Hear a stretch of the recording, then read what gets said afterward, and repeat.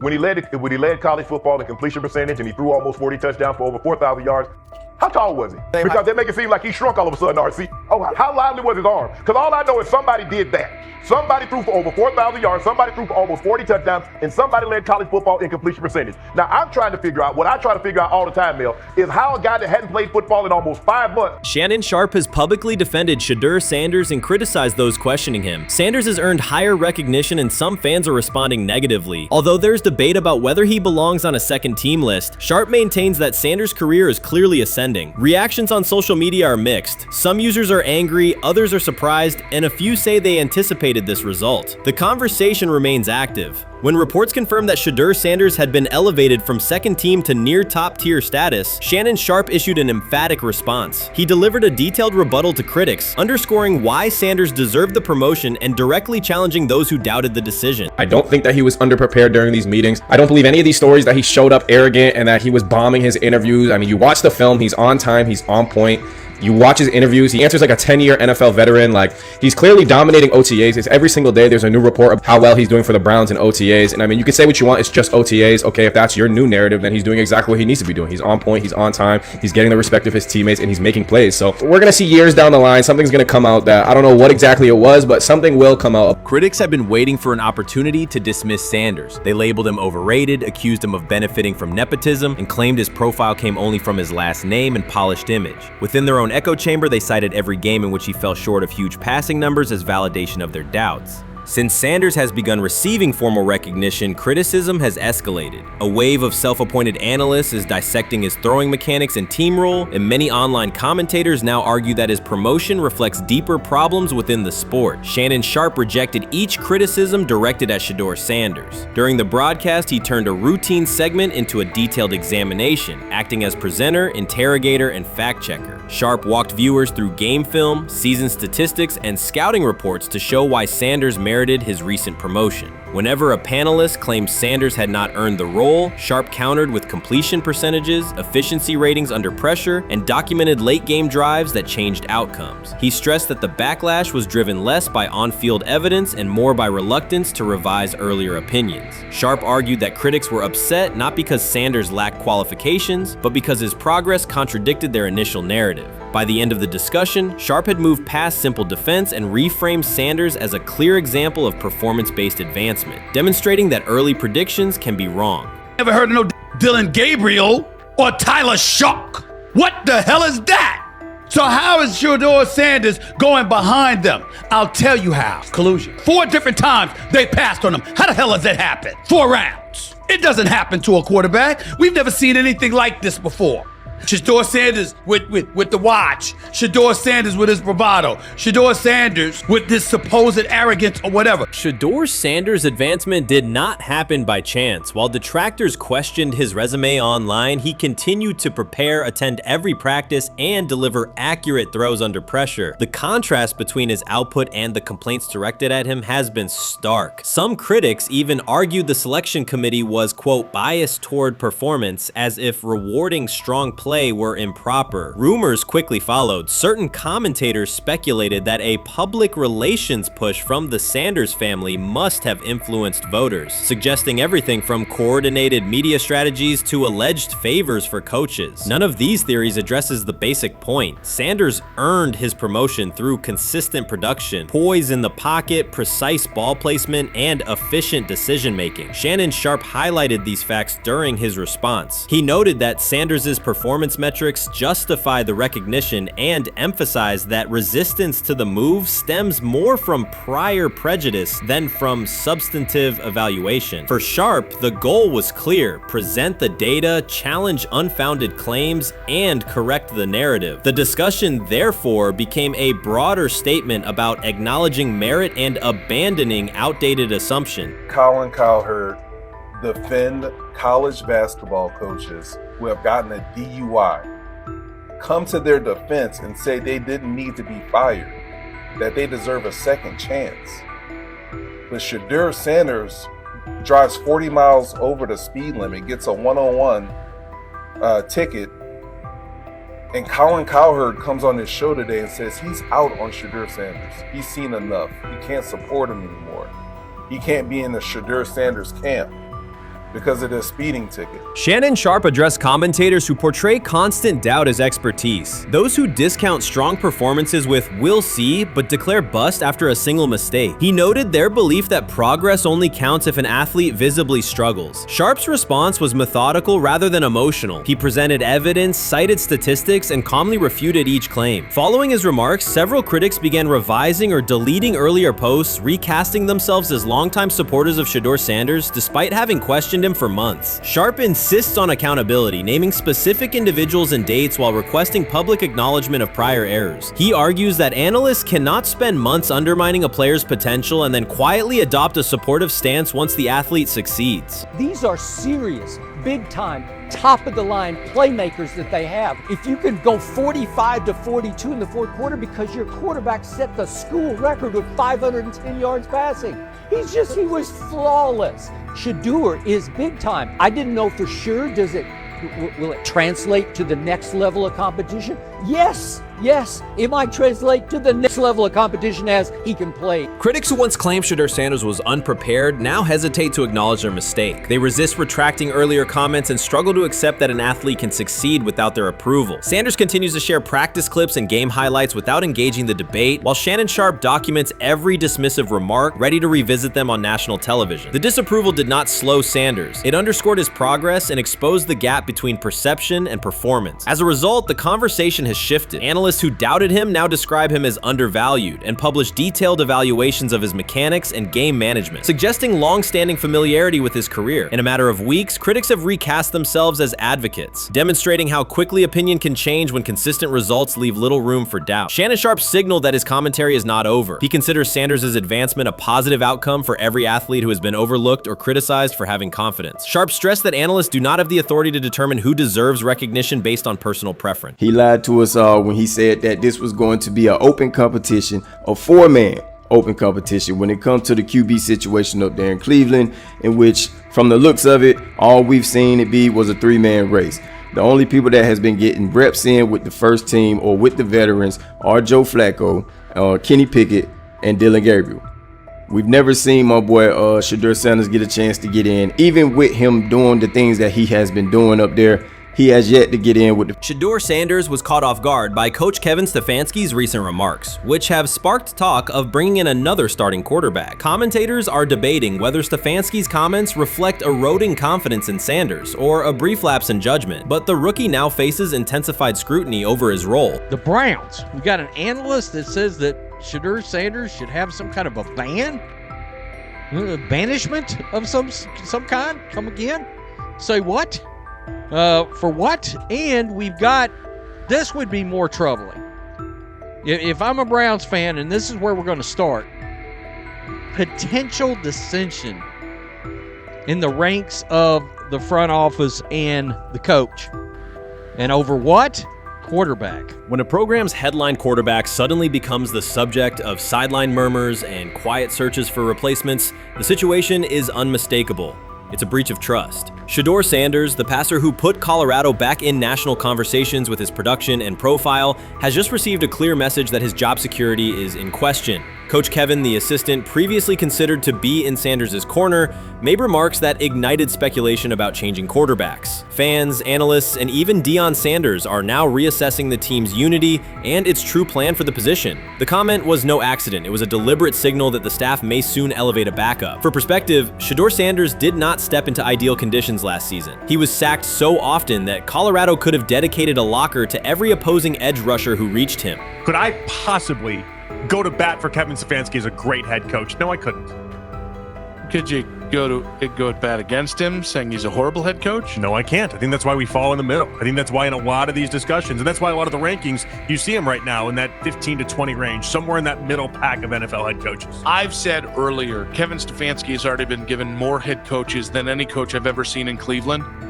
Starting with the decision to move on from Baker and him clearly still having another level to get to in Tampa. Last season, Shedeur Sanders often had to operate behind an offensive line that provided minimal protection, yet he still delivered precise throws and critical drives. At times, he seemed to be carrying a struggling roster almost on his own. Despite the constant pressure, he never complained, never threatened to transfer, and never acted entitled. He remained with Colorado because he trusted the program, trusted his father, and believed in the team's larger mission. That loyalty is why Coach Kevin Stefanski's recent statement that the quarterback competition is wide open struck so sharply. The remark implies that Sanders' starting role is insecure, as though the player who absorbed countless hits while holding the offense together is simply another name competing with walk-ons and first-year athletes who are still learning the cadence. This goes beyond ordinary coach language about fostering competition. It introduces genuine uncertainty about the staff's confidence in Sanders and invites speculation that Colorado is actively assessing outside options through the transfer portal. By characterizing the position as vacant, Stefanski has planted seeds of doubt that could quickly evolve into rumors and undermine the stability of the locker room.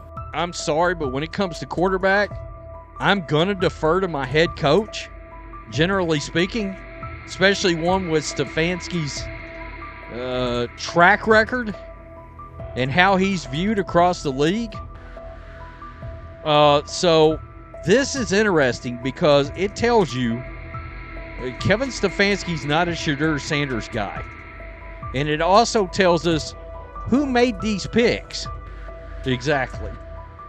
The Cleveland Browns made a rather awkward decision in the NFL draft, opting to take quarterback Dillon Gabriel in the 3rd round well before he was expected to fly off the board. Then 2 rounds later, the Browns took fellow quarterback Shedeur Sanders. So what exactly is going on? Discussion has begun about whether Colorado is actively evaluating another quarterback and preparing for life after Shedeur Sanders. Analysts are debating whether Coach Kevin's move is calculated strategy or a misstep that jeopardizes team stability. Sanders remains a top NFL prospect, Deion Sanders' son, and the program's public face. His highlights dominate social media and his jerseys outsell the team's victories. Yet he is once again being asked to reaffirm his position. The issue is more than routine roster management. It intersects with the family dynamics that shape the program. By portraying the quarterback job as open, Coach Kevin signals to both Shedeur and Deion that the staff is willing to move on despite Sanders' stature. For Shedeur, sitting through film sessions while hearing talk of potential replacements adds an unwelcome layer of uncertainty to an otherwise proven resume.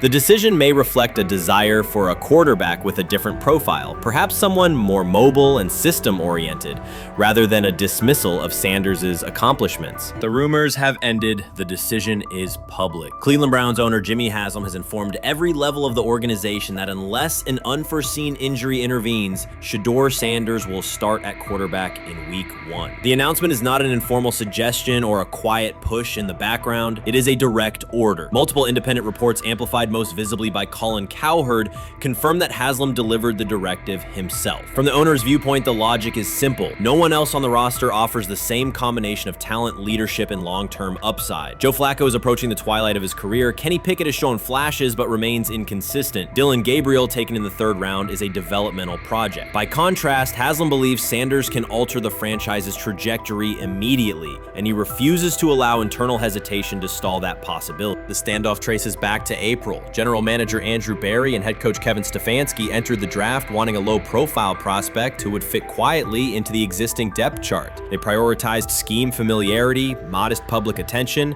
and a clear developmental timeline. When the board lined up, they reached for Gabriel in round 3, reasoning that an early investment would justify keeping a rookie on ice behind the veterans. But Sanders continued to slide, first through day 2, then deep into round 5. Haslam watched the names come off the board, convinced the league's bias against Deion Sanders' outspoken son was obscuring legitimate first-round talent. When Cleveland's 5th-round pick arrived and Sanders was still available, Haslam intervened. He did more than approve the choice. He overrode the original plan, making it clear that the organization would select Sanders and give him every chance to compete. From that moment on, the Browns' internal narrative splintered into 2 camps. those ready to accelerate around their owner's vision, and those still trying to protect their original approach. Once rookie minicamp began, Sanders erased much of the speculation. He commanded huddles, processed coverages quickly, and delivered throws with anticipation that belied his draft slot. Teammates noted his willingness to accept blame for missed timing, then correct the error without dramatics. While Flacco and Pickett split most first-team reps, Sanders treated limited opportunities as full-speed auditions. During organized team activities, he identified blitz looks, redirected protections, and consistently found his second read when the primary route was covered. More than one defensive veteran told local reporters that Sanders looks like the best arm in the building. That assessment forced Barry and Stefanski to reevaluate their timetable. They could no longer label Sanders a long-term project without contradicting on-field evidence. Drafting Gabriel 2 rounds earlier had provided the staff an excuse to slow roll Sanders' ascent. Coaches could point to investment cost, meeting room familiarity, and installation comfort to justify Gabriel's snap share. Yet each practice rep in which Sanders outperformed the third rounder weakened that shield. Behind closed doors, position coaches began requesting more Sanders film for cut-ups, and offensive assistants quietly shifted meeting questions toward concepts the rookie already executed well. By mid-June, Barry himself started describing Sanders not as a developmental asset, but as a competitive option. Those subtle linguistic changes signal the front office's recognition that the narrative had moved beyond their control. Haslam's history with quarterbacks is well documented. His pushes for Johnny Manziel, Baker Mayfield, and Deshaun Watson were high-visibility swings, each driven in part by a desire to generate excitement as well as wins. Critics highlight those choices to question his evaluation track record, yet Haslam perceives Sanders differently. Where Manziel carried off-field concerns, Sanders brings a reputation for professionalism. Where Mayfield's leadership style divided veterans, Sanders' approach has united receivers and linemen. Where Watson's trade involved unprecedented controversy, Sanders arrived at minimal draft cost. Haslam sees a rare chance to capture star potential without mortgaging the future, and he is unwilling to cede that upside to cautious pacing. Cleveland's supporters, weary of revolving door quarterbacks, have rallied around Sanders with unexpected speed. Sales of customized Sanders number 2 jerseys surged within days of rookie minicamp. Training camp ticket requests spiked once local media circulated videos of Sanders making NFL-caliber anticipation throws during 7-on-7 periods. The mood in Northeast Ohio has changed from tentative hope to active belief. Longtime season ticket holders who once shrugged at preseason storylines now debate Sanders' footwork at neighborhood barbecues. Social media engagement for Brown's content has climbed, driven by highlight compilations of the rookie threading seam passes between linebackers and safeties. All of this places Kevin Stefanski in a fragile position. If he opens week 1 with a veteran starter and the offense sputters, criticism will be swift. Each stalled drive will be interpreted as evidence that he ignored the owner's edict and the fan base's intuition. Conversely, if he names Sanders the starter solely under pressure, any early struggles could be framed as proof that Sanders was rushed, further exposing Stefanski to blame. The only sustainable solution is conviction. Either stand behind a veteran with clear strategic reasoning or embrace Sanders fully and structure the offense around his strengths. Splitting the difference, rotating series, delaying first-team reps, or using vague competition language will satisfy no one and likely jeopardize locker room clarity. Sanders' personal approach has reinforced Haslam's confidence. Instead of taking post-draft downtime, he traveled to Texas to train in full Browns gear at facilities near his father's home. The leaked clip of Sanders executing footwork drills in helmet and pads wasn't a marketing ploy. It was a glimpse into a quarterback visualizing Week 1 live. Team personnel who viewed the footage recognized purposeful rehearsal, cadence calls, pocket movement against simulated pressure, and follow-through adjustments based on imagined rush lanes. Observers asked why a rookie would conduct such intense solo sessions in May. The answer is straightforward. Sanders does not view himself as a developmental pick. He considers himself the starting quarterback of the Cleveland Browns and prepares accordingly. On pure ability, Sanders' arm strength ranks with the league average for starters. His accuracy to the intermediate middle, an area where the Browns' current scheme generates high-leverage completions, has drawn consistent praise from receivers. The primary areas still under review are blitz recognition and live bullets and timing on deep outbreaking routes versus press coverage. Those developmental checkpoints are significant, yet daily practice reps show acceleration. In contrast, Flacco's mobility limits the boot action game that Stefanski installed to help Mayfield field early in his tenure. Pickett can extend plays, but struggles to attack tight windows between linebackers and safeties, an essential requirement in Cleveland schematics. Gabriel remains an unknown at NFL speed. Thus, the competitive landscape favors Sanders sooner than the coaching staff originally planned. The franchise now stands at an inflection point. Haslam's mandate, the locker room's growing support, and the fan base's enthusiasm all tilt towards Sanders. The front office's earlier strategy, anchored in patience and quiet development, is increasingly untenable. Barry's shift in messaging indicates grudging alignment, but final authority over the depth chart rests with the coaching staff, unless ownership directly intervenes on game day decisions. A move rare, but not unprecedented in the NFL. Should Stefanski align with the owner and name Sanders the starter before preseason concludes, he can claim proactive vision and tailor the offense through training camp. Should he resist and open with a veteran who falters, he risks rapid loss of credibility and possibly his position. Either path carries pressure, but only one aligns with the momentum sweeping through the building. For 2 decades, the Browns have cycled quarterbacks without securing a stable star. Each new hope, whether draft pick or trade acquisition, has collapsed under injuries, inconsistency, or organizational disarray. The possibility that Sanders could finally anchor the position is not merely a football storyline. It is a potential cultural reset for a fan base defined by resilience. Haslam's insistence reflects that awareness. Cleveland needs a leader who can win on Sundays and project confidence every other day of the week. Sanders has shown he can shoulder expectations without retreating from scrutiny. That trait, more than arm talent alone, is why the owner views him as indispensable. Voluntary workouts transition to mandatory minicamp next week. If Sanders receives a substantial share of first-team snaps, observers will interpret it as the staff's acknowledgement that the competition is tilting decisively.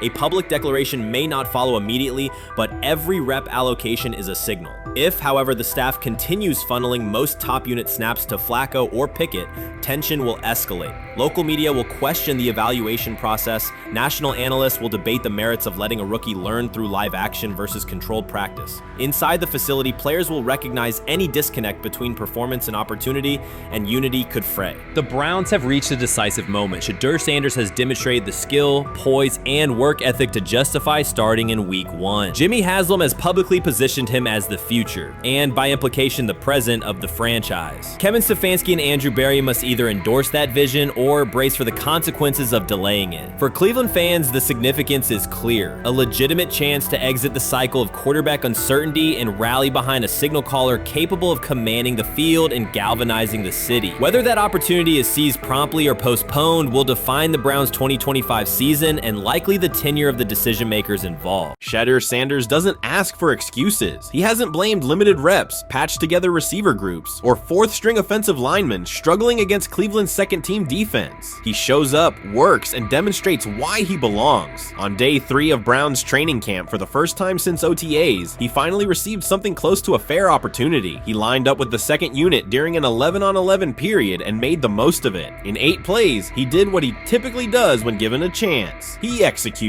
He went 2 for 2 on a quick series, finishing with a decisive throw to tight end Blake Whiteheart that immediately caught the sideline's attention. There was no hesitation in his drop, no unsettled feet, and no panic. Just firm, accurate timing and clean operation. It raised an obvious question. What has taken so long for the Browns to evaluate him with a functional group? The story isn't only about one throw, it's about the delay before it. Sanders has been the guy for most of his football life, commanding high school programs, starring in the Southwestern Athletic Conference at Jackson State, then operating under national attention at Colorado. For the first time, he's been told to wait. He has treated that reality as part of the job rather than a setback. He has prepared like a professional since the moment he arrived, and on the 3rd day of camp in heavy heat, he let the football represent his case. While coverage focused on the veteran presence of Kenny Pickett and Joe Flacco, Sanders made an impression with minimal volume. The difference with the second team was immediate. Protection held up, routes were on schedule, and progressions unfolded as designed. Within that structure, he looked like the quarterback who led efficient offenses at Jackson State and Colorado. Calm in the pocket, decisive in his reads, and accurate to tight windows. This was not simply a good practice period, it was a clear statement. He was not just operating the script, he was directing it. The timing was sharp, the reads were clean, and the seam throw to Whiteheart was a high-level anticipation throw, professional in placement and pace. The narrative around Sanders should reflect that when he is placed in a workable situation, his strengths are visible. Early work with 4th unit personnel included protection issues and unreliable spacing. With the 2nd unit, those variables stabilized and his work looked consistent with his resume. The performance supported a straightforward conclusion. The evaluation should move forward with higher quality reps. Sanders has been explicit about his approach. He does not request special treatment. He intends to be prepared so that when an opportunity appears, he can step in without a drop-off. He has said he wants to be ready for anything and not offer explanations after the fact. That mindset fits what teammates and coaches have observed. A quarterback focused on the assignment, not the conversation around it.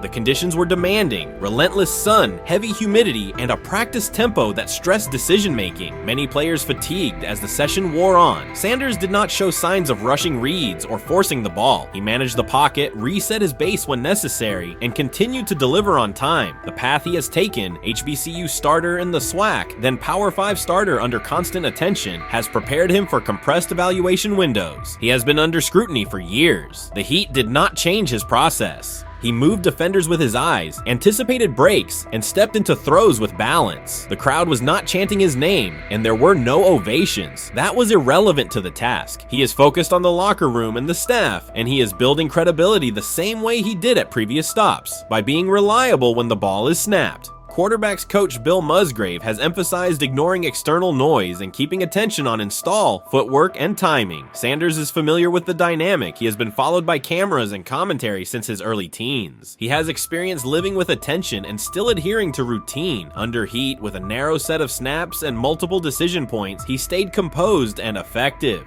2 speeding citations, 91 miles per hour in Brunswick and 101 miles per hour in Strongsville, became national items. General Manager Andrew Berry characterized the decisions as not smart and stressed that it's not only about driving fast, but about the safety of others. Sanders accepted responsibility, stated that he learned from the incidents, and said he would follow the rules. The attention to those citations did not alter his daily schedule or his practice preparation. He arrived early, stayed engaged, and kept the discussion centered on work.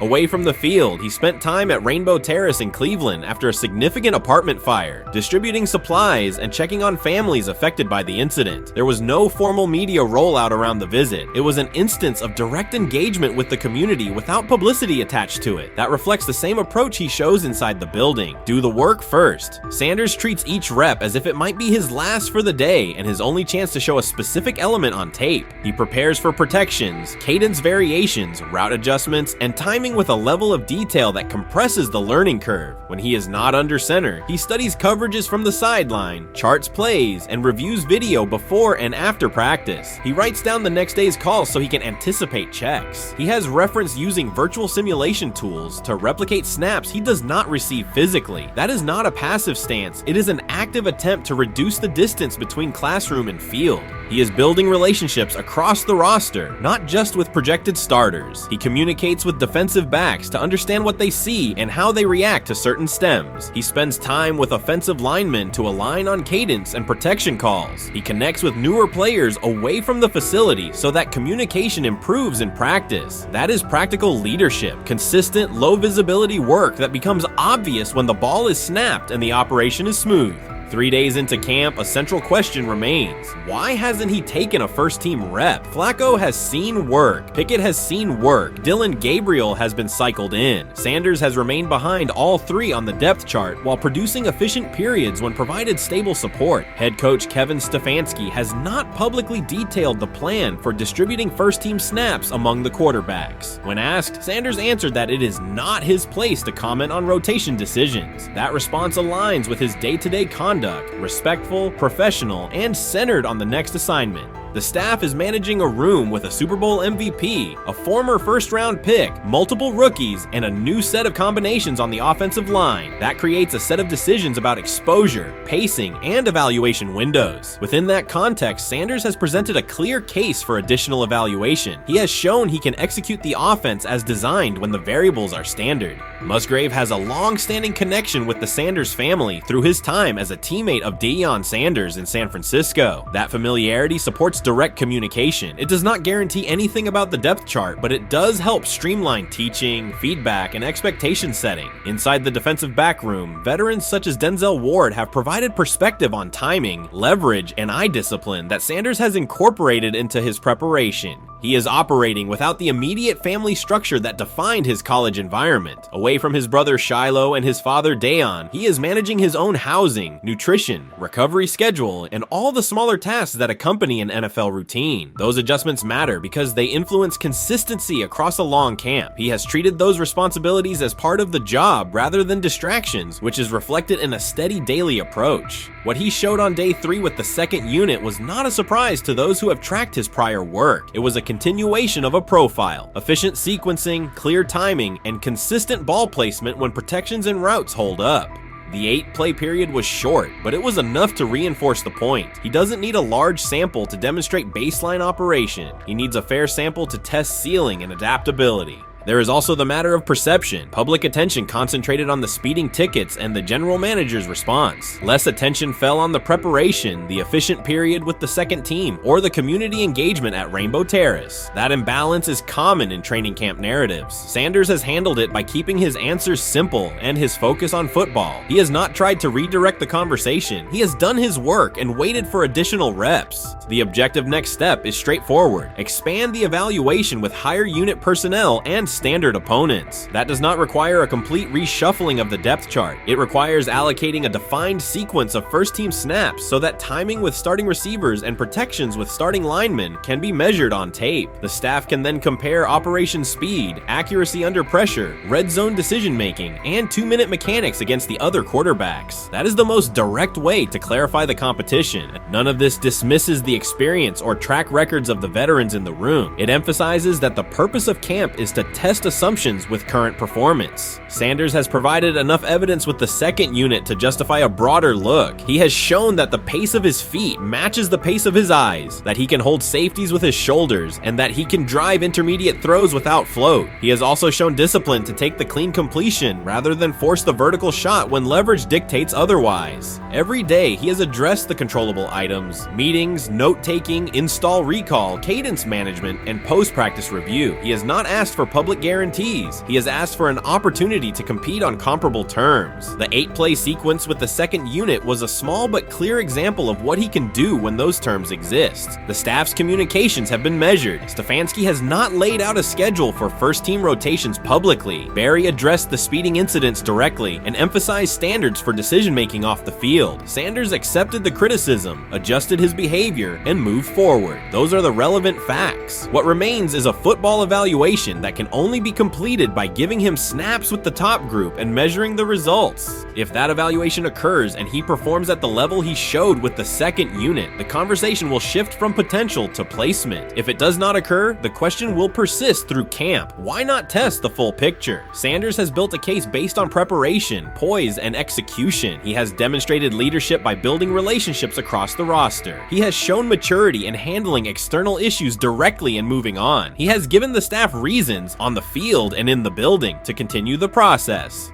3 days into camp, he has answered everything within his control. He has shown growth, discipline, and consistent operation. He turned early fourth-team disarray into learning, then executed cleanly when moved to the second unit. He kept the discussion on football when outside topics threatened to dominate. He has not tried to win a press conference. He has tried to win every rep. If he continues to stack days like this, the next step is logical. Evaluate him with the starters, document the results, and let the tape determine the depth chart. Until then, he will continue to prepare, continue to compete, and continue to present the same message through his play. The 2025 NFL Draft was expected to be Shedeur Sanders' moment. Many projected him as a top 10 talent and a headline quarterback in one of the most discussed college football storylines in years. Instead of walking across the stage on the first night, he waited through 3 days without a call. There was no celebration, only silence. When the phone finally rang at pick 144 in the 5th round, it was the Cleveland Cleveland Browns. With that selection, the financial outlook changed dramatically. The Sanders family believes this was not a typical draft slide, but the result of coordinated action. They are pursuing a $100 million lawsuit alleging collusion across parts of the league.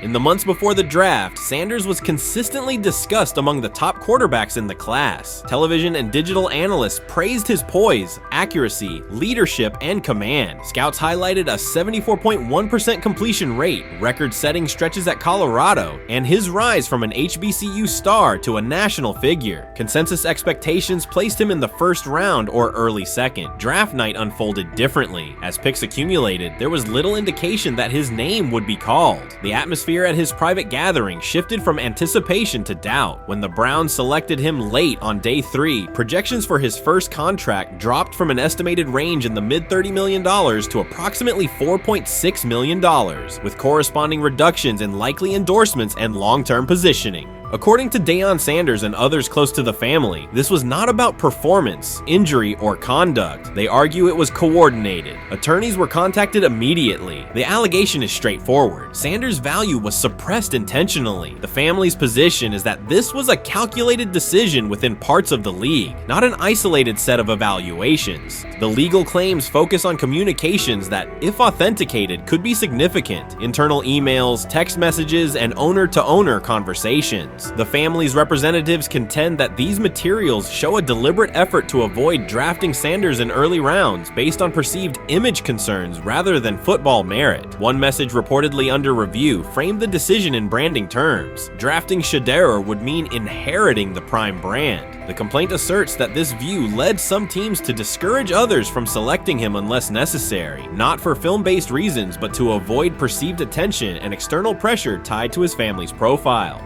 A related thread involves speculation about team fit and willingness to play for certain franchises. Past public comments by Deion Sanders were interpreted by some as signals of an Eli Manning scenario. The family's view is that these were strategic statements, not ultimatums. They argue that rather than engage in discussion, teams chose a passive approach, no direct rebuttal, reduced contact, and a collective reluctance to invest a premium pick. If phone records and written communications corroborate coordination, these items could become central exhibits. Media tone shifted as the draft neared. Coverage that had emphasized production and leadership began highlighting intangibles, interviews, and perceived coachability. Anonymous sourcing appeared in multiple outlets, with claims that Sanders skipped combine drills out of arrogance, bristled at film critique, or told one club, "Maybe I'm not the guy for you," after a tense session. A widely cited line, "Nobody wants a celebrity backup quarterback," was voiced by Colin Cowherd and circulated as shorthand for risk. The Sanders legal position is that these narratives did not arise organically, but reflected a coordinated leak pattern that undermined his market value.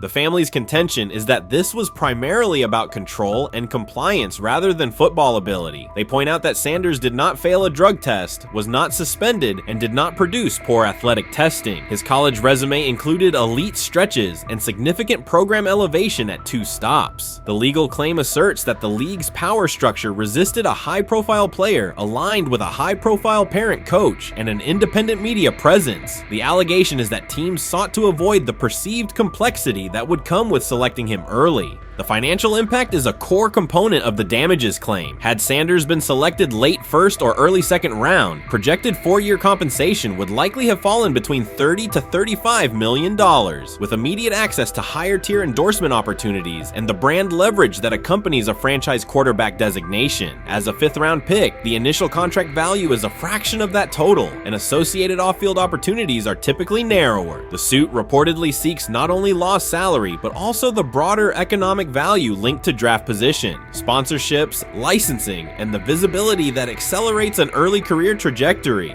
The filing's scope, as described by sources close to the family, extends beyond the league office. It may involve media outlets, scouting firms, and specific executives if discovery shows coordination or materially false statements that affected value. The argument is that the draft slide harmed not only Shedeur, but also the broader Sanders brand, affecting perceptions of Deion Sanders as a recruiter, coach, and public figure. The family's view is that narrative construction around brand risk and celebrity backup produced a measurable economic and reputational loss. If a court authorizes discovery, the process would likely compel emails, internal draft notes, and message archives from teams and third-party intermediaries. Subpoenas could be served on media organizations for sourcing records related to anonymous quotes. That level of transparency would be unusual and could reveal how information flows during pre-draft periods. The legal theory moves beyond a single player's evaluation to the draft's integrity, whether owners or executives acted in concert to reduce a prospect's value for reasons unrelated to football performance. The league has not publicly addressed these specific allegations. Background comments from executives characterize the claims as overreach. The family's camp maintains they have documentation sufficient to proceed. The comparison points referenced by observers include Deflategate, Spygate, and the Colin Kaepernick grievance, not because the facts are the same, but because of the potential scope, policies, practices, and the balance of power between the league and individuals challenging its processes. Another dimension of the dispute involves how the NFL perceives Deion Sanders, Coach Prime, and the autonomy he promotes. He built a large media footprint around his programs at Jackson State and Colorado, elevated his players' profiles, and spoke openly about fit and leverage. The family contends that this visibility, combined with statements about preferred destinations, triggered resistance. The complaint frames the response as a preference for compliance and predictability over independent branding and public negotiation.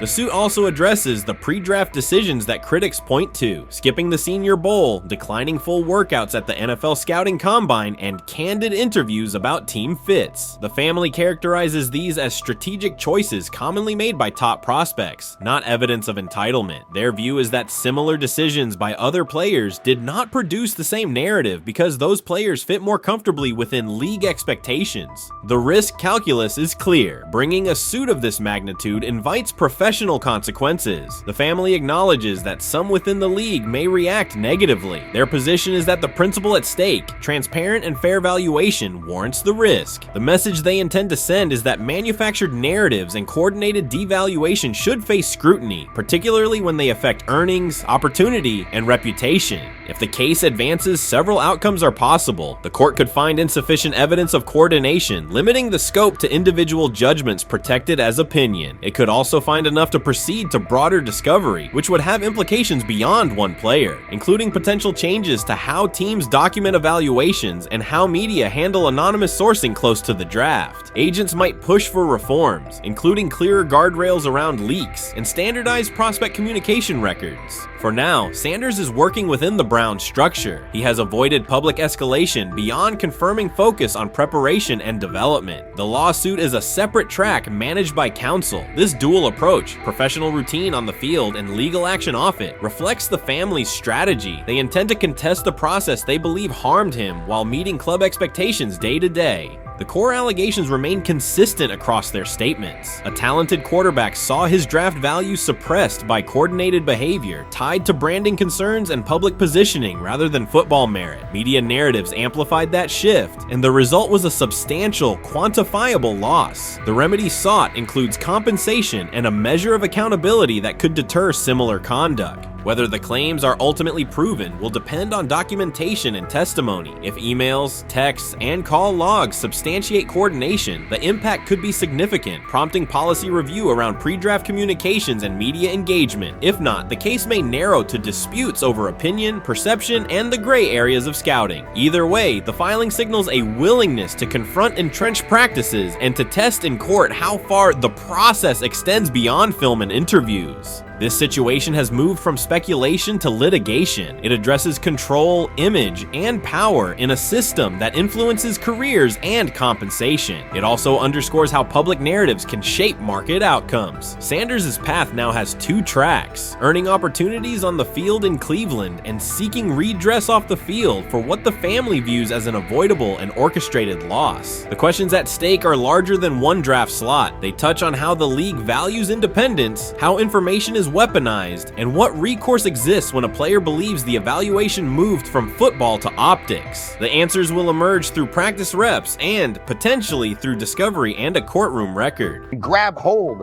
of the starting job. Yes, but I don't think we're going to know which one until we get deep into August. Now, I think, we tracked the reps everybody was getting at practice throughout the OTAs and minicamp.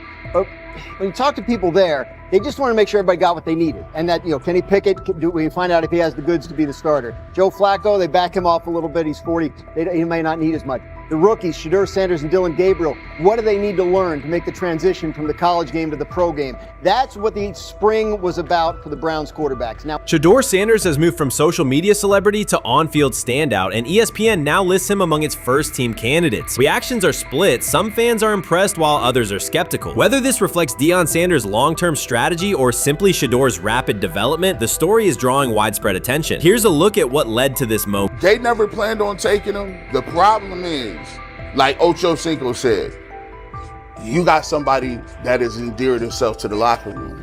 And guess what? The difference between him and Tim Tebow, the biggest one, is he can play. He can throw the ball. Tim Tebow running around being an H-back. He can throw the ball. And he's done everything he needs to do. He ain't saying nothing. He ain't rocking the boat. He ain't mad about the reps. He ain't mad about none of that. All the people out there want to see is this, like Tyver said earlier. We want to see what he can do with Jerry Jeudy. Online reactions are sharply divided. Some fans strongly support Sanders, while others argue he is overrated. Traditional analysts cite statistics and claim his recognition comes mainly from his father's name. Sanders supporters are actively celebrating his rise and already predicting a future NFL career. Sports media outlets have made his candidacy a central topic of debate. The discussion now extends beyond statistics and victories to include his marketability, public image, and on-field presence. Sorry, is Shedeur Sanders going to get a chance to win this job? Do you believe he gets a legit shot to win this job? Listen, I think, first of all, the action is going to really start in training camp. Like, forget all the OTA stuff. You don't win a job in OTA. The real action starts in training camp. And just like Shedeur said, during the mini camp, when it's time to take your reps, you got to make the most of it. Because I think early on, there's going to be a lot. Remember, Joe Flacco didn't hardly practice in OTAs and mini camps because they were giving the young guys. Right. So when he gets his opportunity, he's going to have to make the most of it. Analysts are closely reviewing game footage to evaluate Sanders' decisions and mechanics, while others examine his social media activity to see how he balances content creation with quarterback duty. Shedeur Sanders' placement on ESPN's early first-team list has taken over the college football conversation. Supporters circulate his highlights and argue that his on-field production and leadership justify the honor. Skeptics claim the recognition relies too heavily on his family name and question whether his resume is strong enough for first-team status. Analysts are rewatching game footage to assess his reads, accuracy, and pocket presence, while others examine how he balances a high-profile social media presence with quarterback responsibilities. The debate has pushed other storylines, such as conference realignment and NIL issues, into the background, leaving fans and commentators focused on Sanders' performance, marketability, and overall impact on the sport. I'll keep saying it. I believe Shedeur Sanders should play more games than any other quarterback on this roster this year, because he's the only guy that I look at and say they might have something here. Because I'm telling you right now, they left night one of the draft saying we are taking our quarterback next year. So it's on Shedeur or Dillon or Kenny, probably not Joe, to change their mind. To change their mind. But you got to find out. You gotta find out. Opinions differ on whether Sanders is benefiting from his family name or simply showing real progress, but the attention is undeniable. Social media is flooded with edited images elevating him to legendary status. Critics argue the first-team nod is driven by hype and marketability, while supporters point to his flashes of strong arm talent, field vision, and decision-making. Regardless of motive, the announcement has dominated the football news cycle and intensified debate over how much of his rise is performance-based versus media-driven.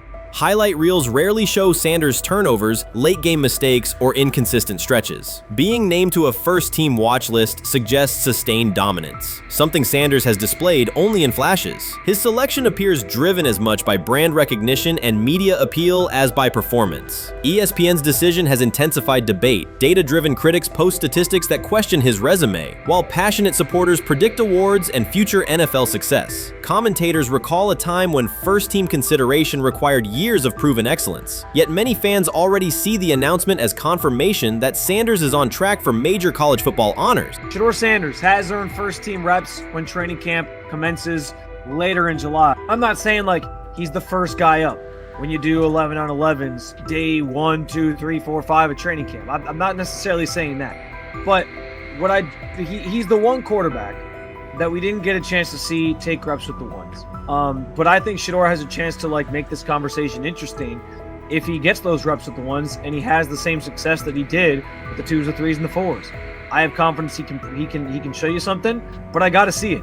We all got to see it before we can actually judge that. Some believe Deion Sanders is already preparing for an award ceremony, while others are furious, threatening to protest ESPN's credibility over Shedeur's first-team mention. Critics argue that honoring Sanders without a full season of elite play undermines college football standards. Supporters insist his performance and profile justify the recognition. The debate reflects a broader clash between traditional merit-based evaluation and modern brand-driven visibility. In today's landscape, first-team consideration is no longer only about statistics. It also involves marketability and audience engagement. Whether welcomed or rejected, Sanders commands attention and embodies the sport's shift toward both performance and personal brand. You made an interesting point. So I tend to have the drip, drip, drip. This was my Johnny Manziel theory, is that everybody makes mistakes, especially when you're young. But if I see 2, 3, 4, 5, then you've got a plumbing issue. It's not just you didn't close the faucet. So there's about 6 pieces of video in college where Shedeur was a little bit of a brat, whatever.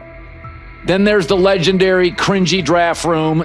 Didn't love that as a B prospect. Then there's back-to-back speeding tickets, both over 90, and a missed arraignment. The NFL is navigating unexpected headlines after a former Browns coach publicly defended Shedeur Sanders in response to reports of multiple speeding tickets. The coach's statement has sparked extensive online debate. Supporters welcome the show of loyalty, while critics question the motive. Sanders now finds himself at the center of an unforeseen controversy, and observers want to know why a Cleveland coach is standing so firmly in his corner. The story is developing rapidly and continues to draw intense attention. When it came out that he got a speeding ticket, I said it's not really that big a deal. I feel very differently about it now. Over 40 miles an hour over the speed limit, less than 2 weeks after you just got a ticket.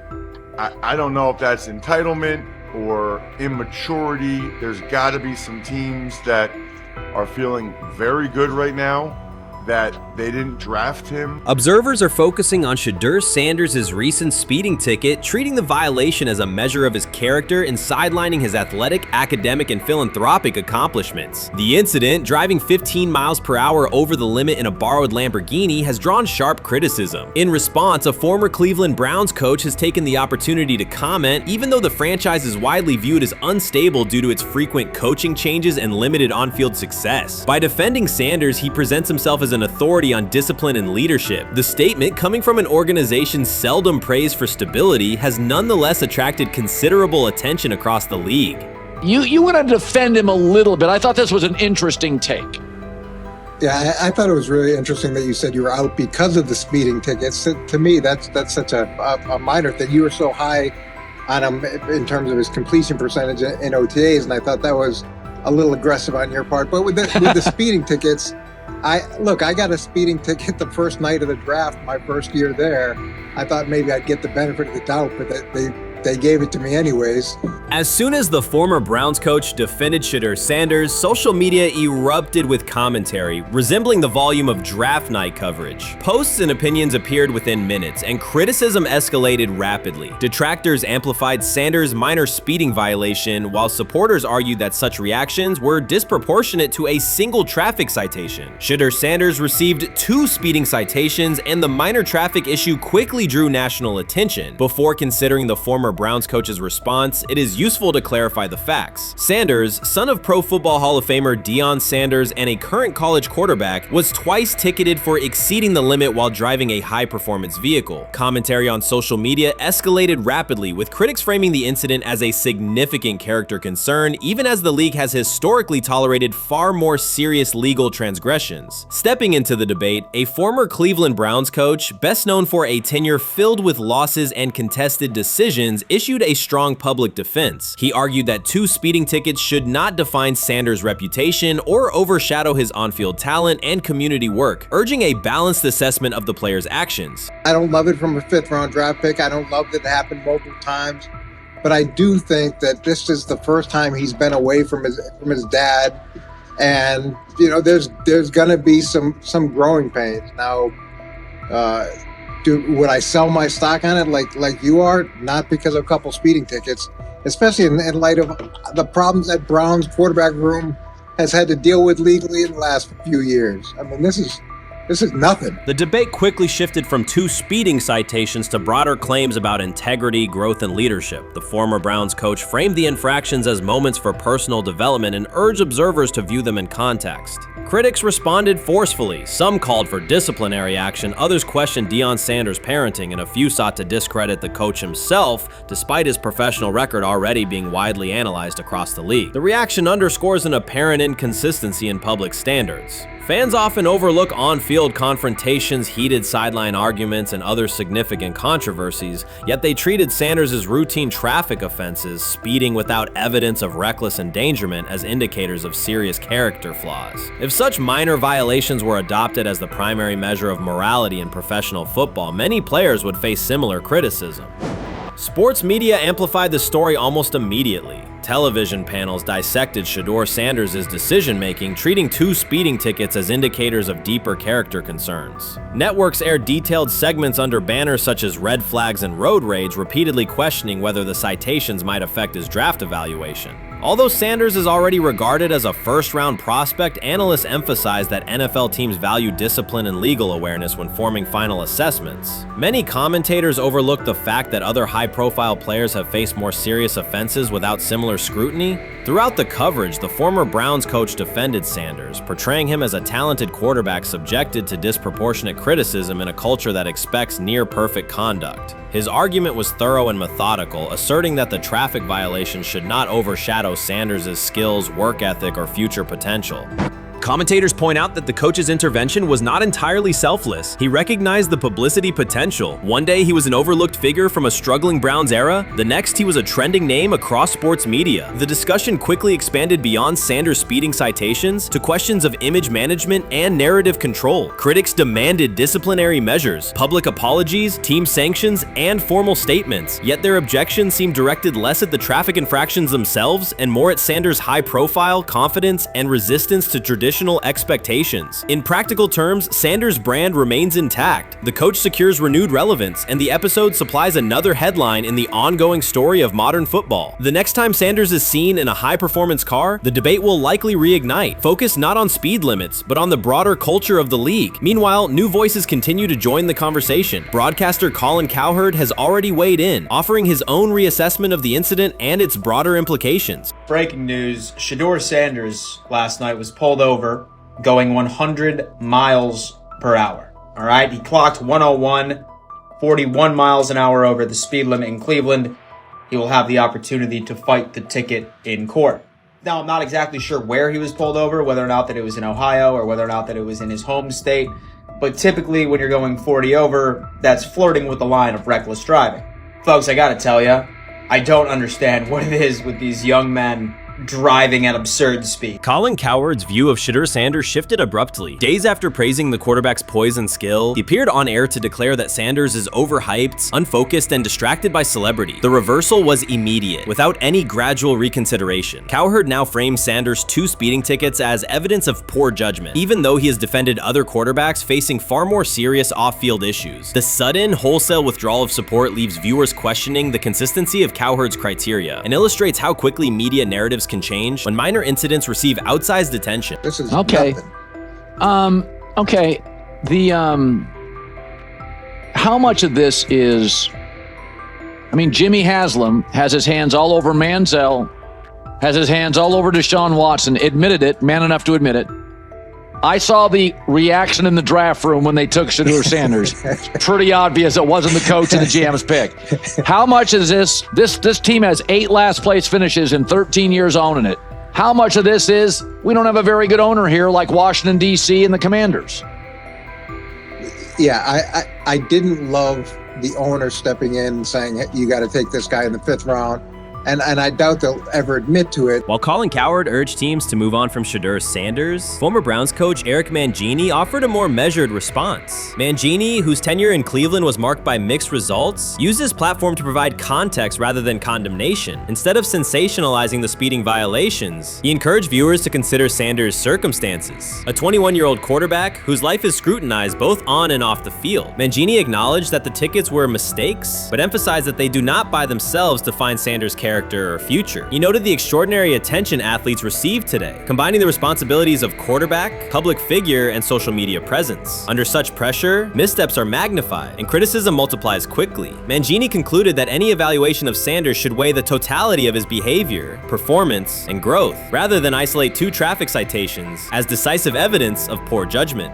Shedeur is lighting it up in practice every day. You're not even a half bit curious to see what he could do with the ones. That makes no sense. And then on top of all of that, you got players going on podcasts and talking to people in the media saying this guy is really good. Like, this guy is legit. So even your peers respect you enough. How is it that the coaches can't see that? It always starts with the players, where the player's like, hey, you see that? You seen that pass he threw? The Cleveland Browns were taken by surprise when quarterback Shedeur Sanders stepped in for first-team snaps, asserting control of the drill and instantly highlighting deficiencies across the rest of the room. His confident command forced coaches to pause practice clips, reevaluate progressions, and consider immediate adjustments to the depth chart. Within minutes, discussions spread throughout the facility and online forums as fans weighed what Sanders' showing means for the current starters. The organization now faces an urgent, data-driven decision on whether Sanders should move up permanently. Shedeur Sanders arrived at Browns practice, took several first-team reps, and the entire quarterback group immediately felt the pressure. Coaches erased the whiteboard and reviewed their plans. Staff members exchanged concerned comments, and observers began asking whether Sanders was positioned to assume a larger role. Tony, every year we see at least 1 to 2 teams.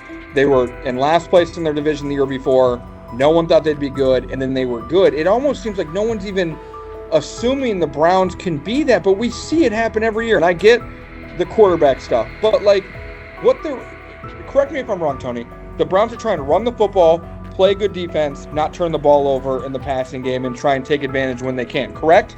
That's what they're trying to do. That was the 2020 offense. The Cleveland Browns are still searching for stability at quarterback. Deshaun Watson is yet to deliver consistent starter-level production that justifies his contract, and each game renews doubts about whether he can regain peak form. Behind him, rookie Dorian Thompson-Robinson shows promise but remains inexperienced and unpolished. Coaches are evaluating alternatives each week and may need to adjust the depth chart if progress stalls. The roster around them is built to contend now, so ongoing uncertainty under center is increasingly costly. As we talk about, we do believe in best player available. We do believe in positional value, and we didn't necessarily expect him to be available in the in the 5th round, and so we love adding competition to every position room and adding him to compete with the guys that are already in there. We felt like that was the appropriate thing to do. The Browns quarterback group is unsettled. Deshaun Watson has yet to provide the reliable, high-level play his contract demands, while rookie Dorian Thompson-Robinson remains promising but unpolished. Depth behind them consists mostly of veterans whose experience lies more in holding clipboards than leading offenses. The coaching staff needs an immediate answer, not a 3-year development project. Shedeur Sanders enters as that potential solution. At Colorado, he passed for more than 3,200 yards despite working behind one of college football's poorest offensive lines, consistently demonstrating poise, quick processing, and accurate ball placement under heavy pressure. Film shows steady reads and disciplined footwork, traits that offset concerns that his profile is built on family name or media attention. Cleveland viewed the signing as a low-risk, high-reward move. Early in camp, Sanders received a handful of first-team snaps intended merely as an evaluation. Those plays quickly changed practice tempo. The ball came out on time, receivers hit their landmarks, and the defense struggled to adjust. Coaches immediately expanded the review, using phrases such as evaluate every option, an indication that the depth chart was no longer fixed. Watson sensed the scrutiny. Thompson-Robinson increased his urgency. Within minutes, competition in the quarterback room intensified. Sanders repeated that performance in subsequent sessions. His footwork remained clean, progression sharp, and throws firm and precise. Each strong rep forced staff to reassess the plan to keep him buried on the developmental track. The broader context magnifies the pressure. Cleveland's roster is built to contend now. Fans are weary of quarterback turnover, and the front office cannot afford another costly misstep under center. Around the league, rookie passers rarely wait multiple seasons anymore. Joe Burrow, Justin Herbert, CJ Stroud, and even late pick Brock Purdy established that precedent. If Watson opens the regular season and struggles, public calls for Sanders will grow, especially if the rookie flashes in preseason. Alternatively, another team could attempt to acquire him if Cleveland hesitates to elevate his role. Each scenario underscores the same reality. Sanders' emergence has turned a routine camp evaluation into a critical decision point for the franchise. And we saw Dillon Gabriel go 11 on 11 with the first team, Shedeur Sanders go 11 on 11 with the second unit. So that was really the big wrinkle today. Yes, and of course, it was the first time that we have seen Shedeur Sanders get any of those coveted 11 on 11 reps. Of course, again, it wasn't with the first team offense or against the first team defense, but it's progress. And that means that he's going in the right direction, that the arrow is pointing up. He's coming up the learning curve. So that's good for him. And I actually thought just overall, he had a better day than Dillon had today. He completed more passes. He was more on point. In fact, in that 11 on 11 period, he threw a near touchdown. Desperation can push franchises toward aggressive decisions, especially when their quarterback options appear unconvincing or outdated. One scenario now emerging is that Sanders earns enough confidence to take full preseason reps with the starters, forcing Cleveland to revisit a depth chart it believed was settled at the beginning of July. His practices demonstrate that the excitement around him is grounded in measurable performance. Accurate, high-velocity passes against first-team defenses, and confident command of the huddle. Each strong outing also heightens league-wide interest. Rival scouts adjust evaluations, and general managers revisit their notes, aware that a viable young quarterback may soon become available. Inside the facility, the personnel staff must balance short-term results with long-term roster planning, knowing that an early move could reshape salary cap allocations and locker room dynamics. The pressure on Watson and Thompson Robinson escalates accordingly. Both must produce visible progress to maintain their current roles. Cleveland's recent history shows how quickly promising quarterback situations can devolve into controversy. The franchise has turned potential breakthroughs into organizational turmoil before, so observers remain cautious about how this competition will unfold.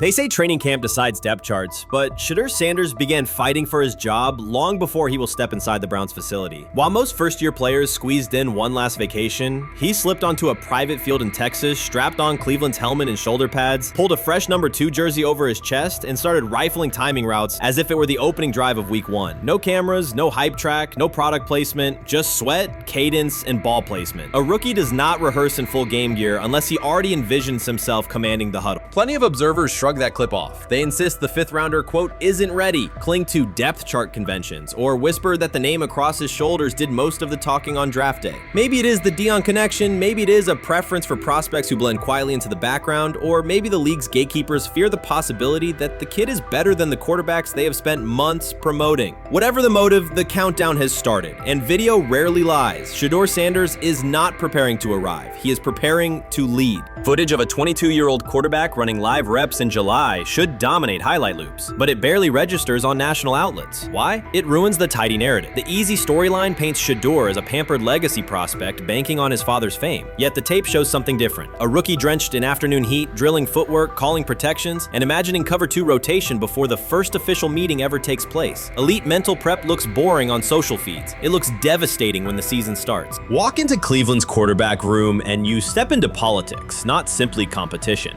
Joe Flacco, a Super Bowl MVP in decline, carries institutional trust. Kenny Pickett, rescued from Pittsburgh's reset, carries hometown intrigue. Dillon Gabriel, the 3rd-round system fit, carries draft capital the staff must justify. And then there's Shedeur, the lightning rod whose presence alone spotlights every bias in the evaluation process. Coaches frame it neatly. Rookies must wait their turn. The truth is less polite. Practice snaps are currency. Perception is elastic, and early allocations already favor Pickett and Flacco. It is the oldest playbook in the league. Lock vets into the headline roles before pads even crack. Then let repetition shape reality. Sanders refuses to cooperate. He is not a 4th-string camp arm. He has engineered game-winning drives under national scrutiny, operated against live blitz looks most prospects never face, and more than any quarterback in the room, documented his own off-season obsession. No social media rollout, no brand consultant, just pads, cleats, and an unlit practice field. If his last name were Smith, pundits would label him the sleeper of camp. Instead, politics trails every throw. Training camp rotations expose organizational intent. Beat writer Fred Greetham already reports that Pickett and Flacco will open with first-team reps when veterans report July 23rd. Gabriel grabs the developmental snaps, leaving Sanders the leftovers. That isn't performance-based, it's narrative-safe. Gabriel doesn't threaten hierarchy, Sanders bends gravity. Watch the details. Does Shedeur steal 11 on 11 snaps with the 2s? Does he run red zone installs or 2-minute drills? If he does, coaches are admitting he is forcing his way in. If he doesn't, they are postponing postponing the inevitable. Either way, the private field reps have sharpened his timing and condensed his release. He is not hoping for an opportunity, he is prepared to seize one the instant it appears. Cleveland's joint practices amplify that tension. First come live periods against the Panthers, then sessions with the champion Eagles. Those reps belong to the starters, so Flacco and Pickett will absorb most of Carolina's disguised pressure and Philadelphia's exotic fronts. Sanders' proving ground will be the preseason opener on August 8th. Under the stadium lights, he will get entire series, real reads, pockets collapsing for real. If his command mirrors the footage from Texas, coaches will have to answer why he never saw earlier work. Reps are scarce. 10 padded practices separate veteran arrival from game 1. Even an even split, something that never happens, would hardly suffice. Instead, the staff will funnel snaps toward the comfortable choices. That strategy can bury a rookie, but it can also spark an eruption when limited opportunities turn into highlight drives. One flawless touchdown march in the second half of a preseason game, and the dog pound will chant his name. Then the staff's narrative control evaporates. Criticism of Sanders has never matched the scrutiny applied to his peers. Analysts nitpick a ball pat, a foot angle, a pump fake, Pickett's inconsistency, Flacco's diminishing velocity, Gabriel's college system crutches. Discuss politely, if at all. With Shedeur, the critiques arrive as coded doubts. Does he rely on the family brand? Is he coachable? Can he stay humble? That double standard is as old as the league's resistance to outspoken black quarterbacks. Add Deion's unapologetic persona, and each Sanders rep becomes a referendum on establishment comfort levels. Shedeur answers not with rebuttals, but with work captured in silent footage more deafening than any debate show monologue. Quarterback drama masks broader roster cracks. The Browns receiver group is crowded yet unproven. The safety room failed to create turnovers a year ago. Interior defensive linemen are still rehabbing, and the offensive line must retool on the fly. Which quarterback can navigate that turbulence? Flacco's pocket mobility is limited. Pickett's confidence remains fragile. Gabriel is months away from processing NFL disguises. Sanders, forged by perpetual doubt, offers poise under chaos and meticulous preparation, a combination this franchise has lacked since, well, almost forever. Forget politics, depth chart etiquette, and recycled sound bites about developmental timelines. The only metric that counts now is who did the work. Sanders pounding through full gear scripts in late June is not vanity, it's vision. While the league sleeps, he refines his drop steps. While media speculate, he rehearses third down checks. He has already decided what he is. The organization must decide if it can recognize it in time. The preseason will provide the answer. Live bullets, real blitzes, stadium noise. When those throws leave his hand under pressure, no one will discuss ball pats or surnames. They will ask how a quarterback this prepared slipped to round 5. And if the performance matches the preparation, excuses about lack of reps will dissolve. It will be production against perception, and Shedeur Sanders has been producing where no one could see. Ready is the wrong word. He has been ready. While much of the NFL community attended the ESPYs in Los Angeles, Shedeur Sanders spent the day in Cleveland with families recovering from a residential explosion. He did not seek cameras or a red carpet appearance. He chose to be present in a neighborhood working through loss. Weeks earlier, an explosion at the Rainbow Terrace Apartments in the Garden Valley neighborhood displaced more than 100 residents. Local officials reported that 42 families were left without housing. A father suffered burns over most of his body and remained in a coma. His 2 young children were hospitalized in critical condition. The damage extended beyond structures. Families lost possessions, stability, and routine. Cleveland City Council member Richard A. Starr described the moment as a family fighting for its future. Outside of local reporting, national attention was limited. Sanders decided to go to the site, meet residents, and help organize a day focused on relief and connection. The decision drew questions almost immediately. Some asked why he was not at the ESPYs. Others questioned his motives. Sanders did not respond with counter-arguments. He explained simply that he felt an obligation to be present and that he would act on that conviction. This was not a team-scheduled appearance. He promoted the gathering himself, arrived without ceremony, and spent the day with residents. His approach emphasized listening, participation, and time.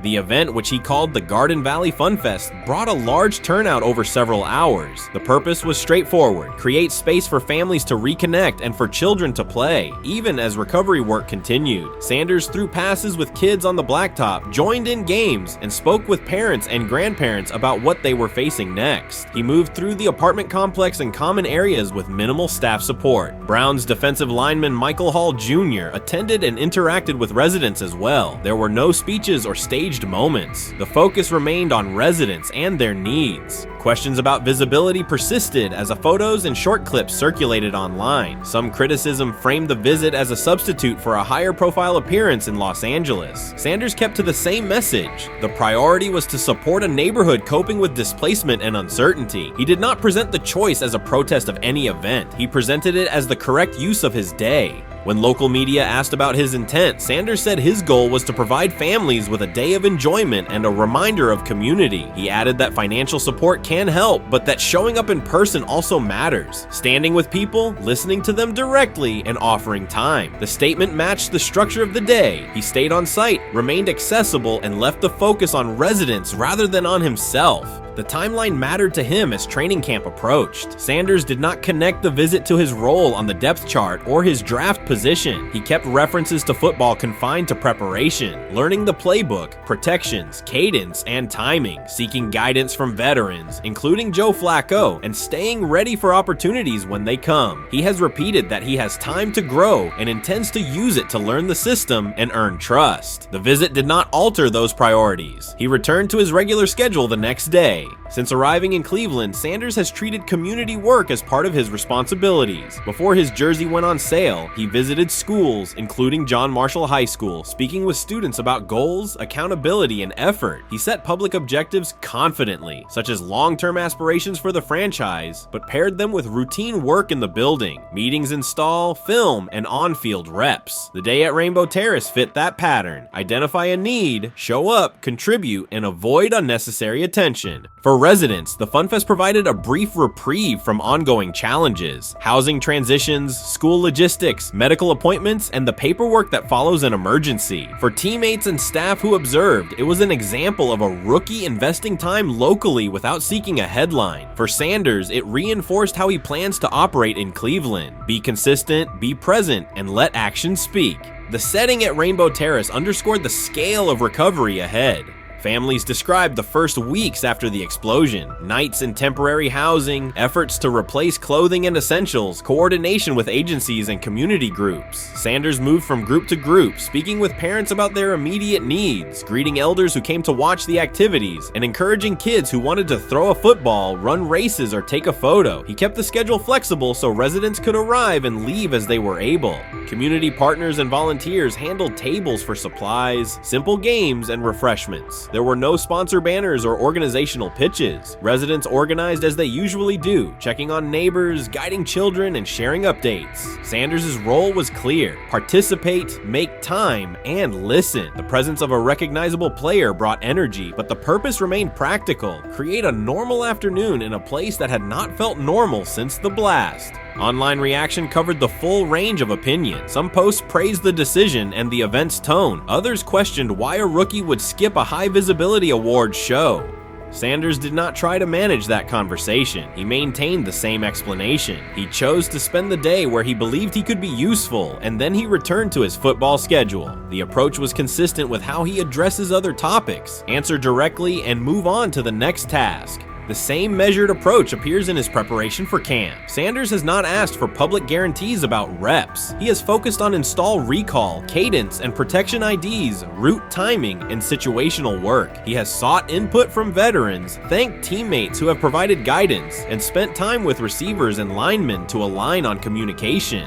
Coaches have emphasized that the quarterback competition is a process, and Sanders has accepted that framework. His emphasis remains on readiness. None of this overshadows the experience and resumes of other players on the roster. It does provide a clearer picture of how Sanders operates as a professional. He separates off-field actions from promotional efforts. He keeps football preparation focused on what he can control. He communicates with teammates across position groups so that timing and expectations are shared. He does not try to steer attention in his favor. He tries to make steady progress. The day in Garden Valley was one example. He arrived without a speech, stayed for hours, and left without an announcement. He did not ask for recognition. He offered time. Residents responded in kind. Kids lined up for catches and races. Parents and grandparents asked about camp and wished him well, and neighbors coordinated rides and schedules around the event. The atmosphere felt like a neighborhood gathering, not a media production. Local leaders who were present or who spoke later emphasized that recovery will take months. Families will continue to navigate housing, healthcare, and daily logistics. Events like the Fun Fest do not resolve those issues, but they help sustain community connections and morale. Sanders' contribution was to create a space for that to happen and to treat the day with the same seriousness he applies to practice, plan, execute, and keep the focus where it belongs. As the preseason approaches, Sanders will continue to compete for opportunities on the field. He has said he will be prepared when called upon, and that he understands the importance of mastering details before focusing on outcomes. The organization will make decisions based on evaluation, and he will accept the results while continuing to improve.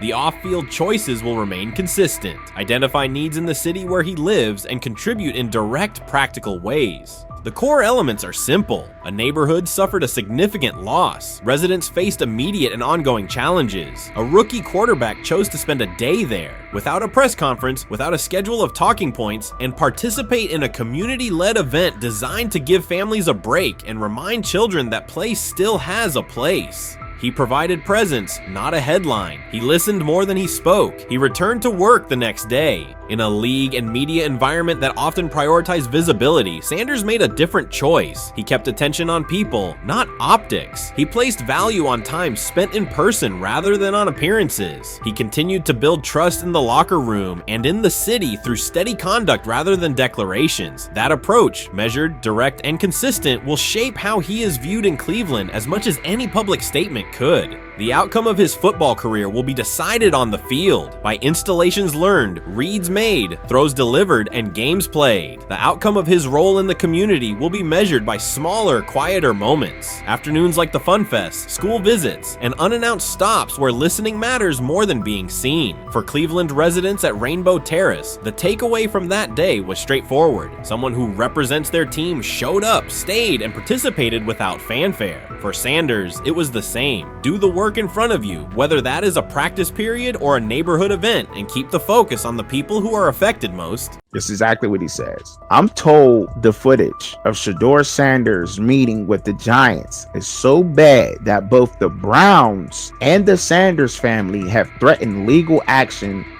if it is published. The New York Giants have released audio from their draft interview with Shedeur Sanders, and the disclosure has drawn intense public reaction. Fans want to know whether Sanders made critical remarks and why the Giants shared material that should have remained confidential. The situation revolves around an open microphone, contentious comments, and the broader implications of the leak. The New York Giants published a brief, edited segment from their interview with Shedeur Sanders and withheld the remaining footage. Observers are debating whether this was a strategic public relations decision or an attempt to discredit him. The team has offered no additional explanation, and many fans view the limited release as inadequate and potentially misleading. They are demanding full transparency and accusing the organization of orchestrating a negative narrative. While criticism of Sanders is vocal, his supporters are responding with equal intensity. There was another team that he sat down with. What do you mean it didn't go well after that? So he was pissed that they did that to him. They did that to him. He counter-confronted the them. same thing they do to every other quarterback prospect. They did that to him. They slide in a mistake to see if you catch it. Right. And so because you're the quarterback, but he didn't take it as a correction. He took it as like he got pissed off. Yeah, and it's like so here's another one. So another one was he throws a bad interception, and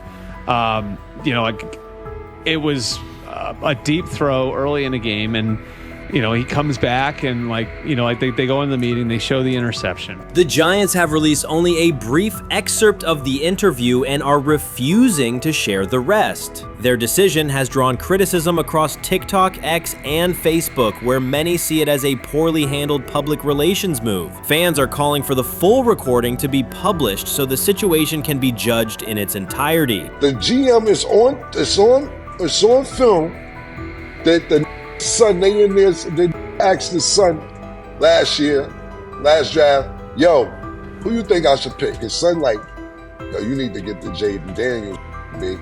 This is what his son, it's on tape. You should go Jaden Daniels. He laughing at his son. And all right, cool, get Jaden Daniels. I don't even know how that tape got out. I wouldn't have let the get out. Shedeur Sanders appears unfazed by the situation. Although the Giants suggested he was more hype than substance, their handling of the interview has instead elevated his visibility. Analysts across major sports outlets are now discussing him more than before, keeping his name prominent in the news cycle. New York Giants, where these tapes at? You hear me?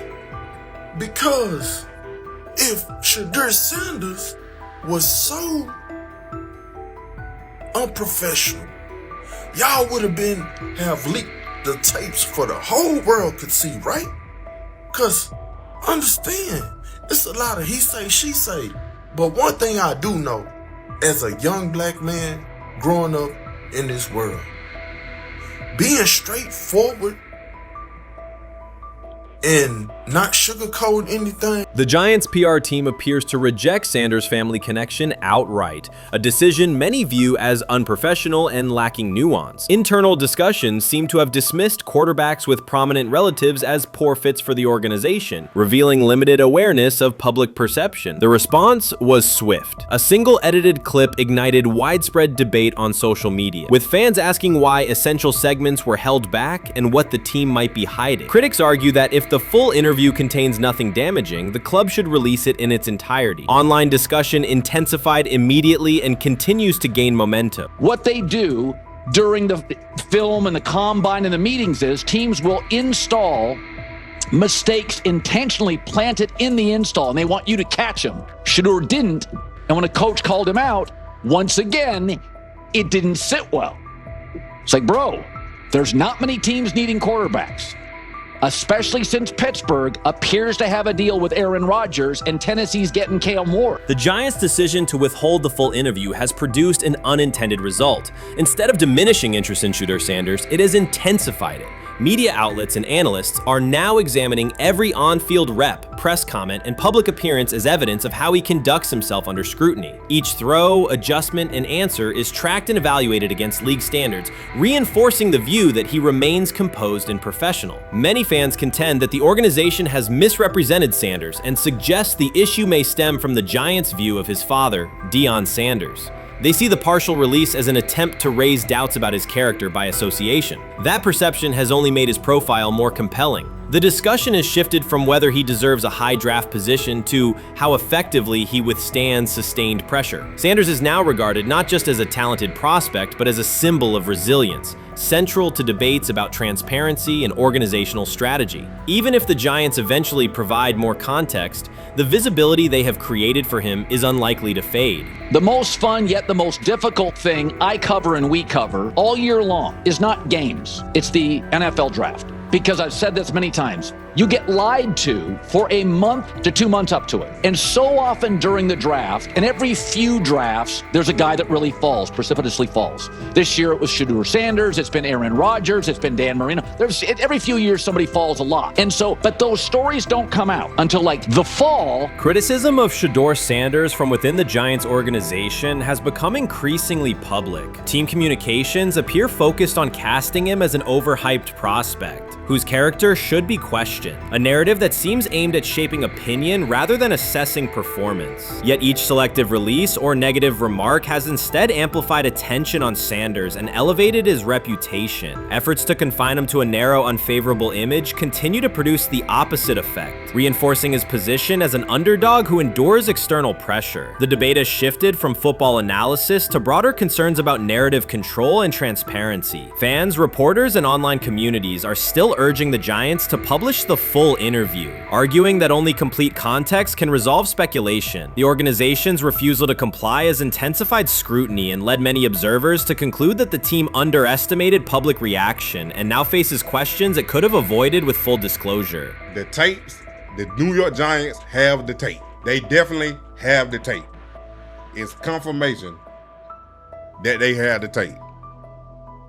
Shedeur didn't do nothing. It's what they saying he did. I'm gonna tell you what these mixed reaction right here. So we already know about the New York Giants, but the Pittsburgh Steelers head coach Mike Tomlin reported admired Sanders' talent, but hesitated to draft him due to previous challenges with quarterbacks like Russell Wilson and Justin Fields, leading to more cautious approach. Las Vegas Raiders. Sanders met with Raiders at the NFL scouting combine and expressed enthusiasm about potentially joining the team. His familiarity with the West Coast offense and quick release was noted positive, though concerns about his ceiling. Hours after the Giants posted that short audio clip, the timeline never slowed. Comment threads filled with frame-by-frame breakdowns, lip-read attempts, and side-by-side comparisons of what was said versus what was left out. Reporters called league contacts. No one could explain why a franchise would stir this level of curiosity only to seal the vault.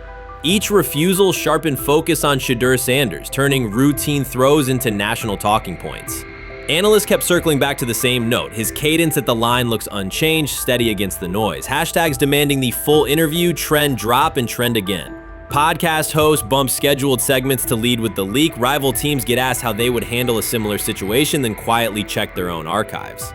Inside Giants headquarters, the plan to shape the story looks less like strategy and more like a slow burn spotlight they can't switch off. And now every preseason snap, every media availability, every stray sideline camera angle gets fed into a loop that asks, what are they still hiding? The file remains locked. Curiosity keeps compounding. Until someone presses upload or steps to a podium and explains the redactions, the subject drifts away from depth charts and play design, fixing instead on secrecy, control, and the risk of underestimating how fast attention turns pressure into permanence. Momentum isn't fading, it keeps recalibrating. Louder, impossible to mute. So the Shedeur Sanders, I want to talk about this. So here's a prime example. Shedeur Sanders, they had 3-day mini camp for the Cleveland Browns. And now Jimmy Haslam actually has some money. The Bengals owners and the Rooneys are near the bottom of the league in net worth. But what the Browns have is what I would call the Buffalo Bills used to have this years ago, pre-Josh Allen. What are Browns veterans saying about Shedeur Sanders behind closed doors? According to internal discussions, the feedback goes beyond casual praise. Several veterans describe his performance as franchise level. Private locker room conversations compare his command of the offense to established starters. And one senior assistant reportedly called him Sunday ready after a single walkthrough. The consensus is that front office staff and coaches have taken serious notice. Inside the Browns facility, informal conversations circulate among players and coaches. These remarks carry significant weight in personnel evaluations and often influence practice rotations. When veterans speak this strongly, the message typically reaches decision makers quickly, especially during roster planning. In short, the internal perception of Sanders is already affecting how the staff views the current quarterback depth chart. Browns vets kind of weigh in on Shedeur Sanders and how he's been since he arrived in Cleveland, in Pound Town. And I think it's very, very important that we discuss it because it'd be really easy for these vets to, this wasn't like a on the record interviews. This is just kind of back channels into what the vets are saying, the rumors, but the sources telling us. And we have a couple quotes, but Shedeur Sanders, Cleveland Browns, it seems like it's going well. And it's almost like you don't want to talk about it. At the center of the growing internal buzz is Shedeur Sanders, the rookie who entered Berea with late round expectations, but is being discussed privately as a potential long-term starter. This is not a routine camp tale about an extra arm taking practice snaps. Sanders has seasoned teammates, players with playoff mileage, quietly reassessing his ceiling. Observers who overlook these conversations risk missing one of Cleveland's most deliberate personnel moves in years. Sanders is not on the roster because of his surname. The Browns reviewed their quarterback depth, weighed costs, and chose a controlled, development-oriented option they believe can stabilize the position. His presence is already changing practice dynamics. Veterans notice his pocket awareness, adjust routes to his timing, and acknowledge that he processes coverage at an advanced level for a first-year player. Leadership patterns in the huddle feel different. Sanders delivers with precision and composure that challenge defenders to reevaluate their calls. The strategic upside is clear. A 4-year rookie contract offers cap flexibility while other franchises cycle through expensive stopgaps. Coaches and front office staff view Sanders as a calculated investment, not a publicity experiment. Outside chatter still focuses on Joe Flacco's age or Kenny Pickett's development. Inside the facility, however, veterans pause film sessions to dissect Sanders' ball placement and progression speed. Position coaches highlight clips where he works through reads decisively and delivers on time, traits rarely attributed to rookies. Sanders' confidence is measured rather than theatrical. He moves as though the NFL tempo is familiar, and that calm spreads across the roster. Experienced defenders are rechecking the depth chart and asking if the quarterback competition is tighter than publicly acknowledged. Great kid, and whether it's a following that he's earned, I mean, that's something that he's done a great job of interacting with fans, and but he is a great kid. You guys will get to know him more. He's working like crazy, just like all the guys. He's another young man. These rookies, my office is downstairs. As they got to walk by my office as they come in. They come in early. And Shedeur, just like all those guys, he's in there early. He's getting his work done. He has not yet secured the starting job. Evaluations so far come only from brief practice periods, no comeback drives, no national headlines, just steady execution in shorts and helmets. In a league that celebrates splashy debuts, Shedeur Sanders is earning trust rep by rep. Veterans typically withhold judgment until late in camp, yet several are already studying his footwork and timing, which suggests genuine respect. Inside the building, coaches sense that the Browns may have finally found a stabilizing presence at quarterback. Cleveland's recent history underscores why this matters. The team has started 9 quarterbacks over the past 2 seasons, an indicator of instability rather than depth. Sanders arrives with composure, arm strength, and a well-known surname, so any sign of readiness is magnified. Financial context also plays a role. The Browns are allocating a significant portion of the salary cap to Deshaun Watson, whose performance has not matched that investment. To manage costs, the front office signed 4 additional quarterbacks on low-impact contracts. Together, they account for far less than Watson's annual cap figure. If Sanders continues on his current trajectory, that structure could give Cleveland both competitive clarity and much-needed financial flexibility. He's the only person who's come out and say, hey, man, this dude look kind of good, man. Let me tell you what I heard. A lot of people reaching out to players in the locker room and stuff.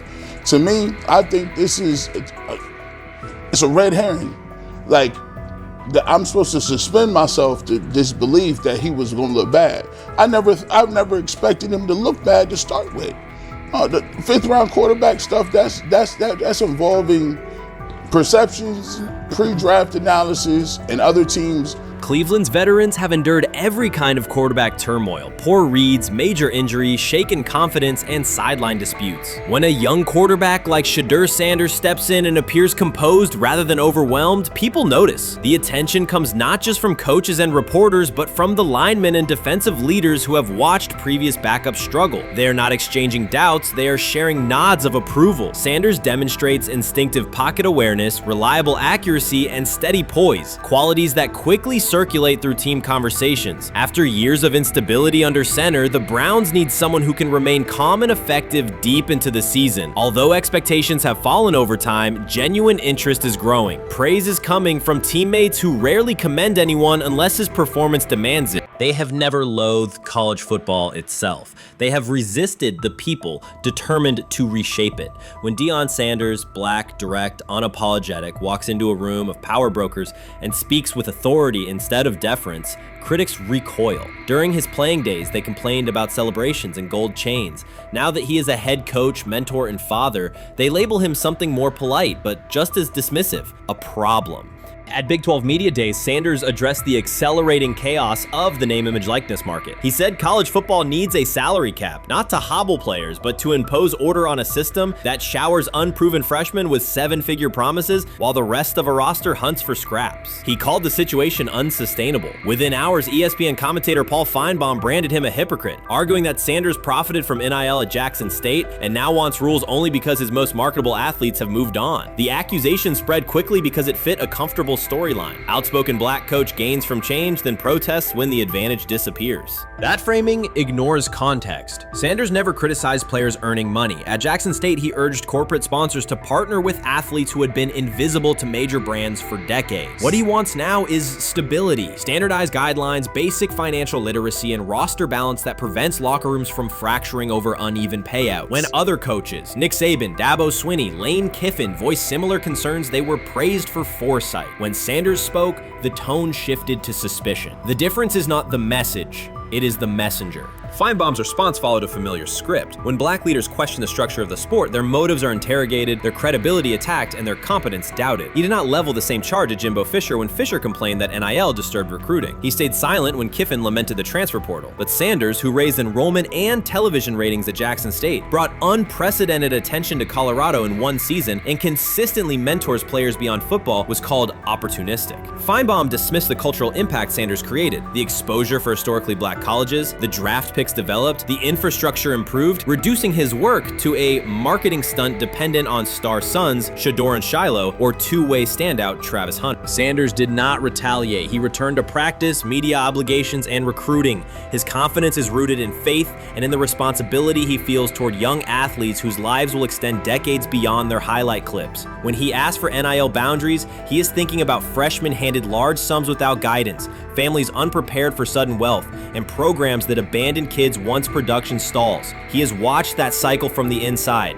He wants protections, not restrictions. Critics predicted Colorado would fade once Shedeur and Hunter leave. Instead, Sanders signed blue-chip quarterback G.J. Lewis and a wave of transfers eager to join a program that values personal growth as much as on-field wins. Recruits see a coach who challenges the status quo, who places black culture at the program's center without apology, and who will remain visible when social media buzz cools. They recognize that Sanders does not chase attention. Attention follows his results. Media outlets reduced the upcoming Buffalo season to a win total prop. 6 victories, give or take. Sanders is playing a longer game. He wants to show young athletes, especially black athletes, that they can lead authentically, speak with conviction, and refuse to shrink for access. Success measured only by the scoreboard misses the point. If Sanders builds men who graduate with financial literacy, self-confidence, and community awareness, he will consider the mission successful, even if Colorado finishes with 5 wins instead of 10. None of that registers with commentators invested in an older hierarchy. For them, leadership should remain predictable, reserved posture, muted tone, minimal cultural expression. Sanders contradicts that image. The possibility that his methods could spread to other coaches, to other programs, threatens a model that has kept decision-making and revenue streams concentrated for generations. So the debate is not about hypocrisy or payroll ceilings. It is about control of the narrative and who is deemed qualified to write it. Sanders refuses to surrender that authority. He knows order is necessary. He also knows whose voices have been ignored whenever real reform is discussed. By speaking plainly, he forces television panels, athletic directors, and conference commissioners to confront issues they would rather defer: financial education, equitable resource distribution, and consistent national standards. Whether Colorado exceeds betting lines this fall will not change the trajectory Sanders has already set. He made Boulder relevant, energized recruiting beyond traditional power corridors, and broadened college football's cultural reach. That influence will persist long after social media debates cool. If his call for NIL structure eventually becomes policy, as the NCAA and Congress now contemplate, Feinbaum's soundbite will fade, while Sanders' imprint endures. In the end, accusations of hypocrisy say more about the accuser than the coach. Sanders has remained consistent: empower athletes, hold adults accountable, and inject stability before unchecked money corrodes the locker room. The people who stand to lose clout in that environment prefer the chaos they can manipulate. Sanders prefers a system that nurtures the players who make the sport worth watching. His advocacy is rooted in experience, not self-interest, and his critics will have to decide whether to engage with that reality or keep shouting from the sidelines. Urban Meyer's roster history underscores the absurdity. Meyer coached Aaron Hernandez, whose off-field crimes are well documented, along with other players entangled in assaults, academic misconduct, and more. Yet Feinbaum singled out Newton, a national champion, Heisman Trophy winner, and NFL MVP, as the worst. This selective condemnation is not new. When Deion Sanders recently suggested implementing an NIL salary cap to restore competitive balance, Feinbaum dismissed the proposal and called Sanders a hypocrite rather than engage with the substance. The pattern repeats. Feinbaum routinely targets Cam Newton, Deion Sanders, Jameis Winston, Lamar Jackson, outspoken black athletes and coaches, while extending grace to figures such as Nick Saban, Kirby Smart, Dabo Swinney, or Tim Tebow under similar circumstances. Newton is no longer content to remain silent while others distort his story. In response, he laid out an accurate chronology, highlighting facts the commentary networks rarely repeat. One long-standing myth is that Newton was expelled from the University of Florida. He was not.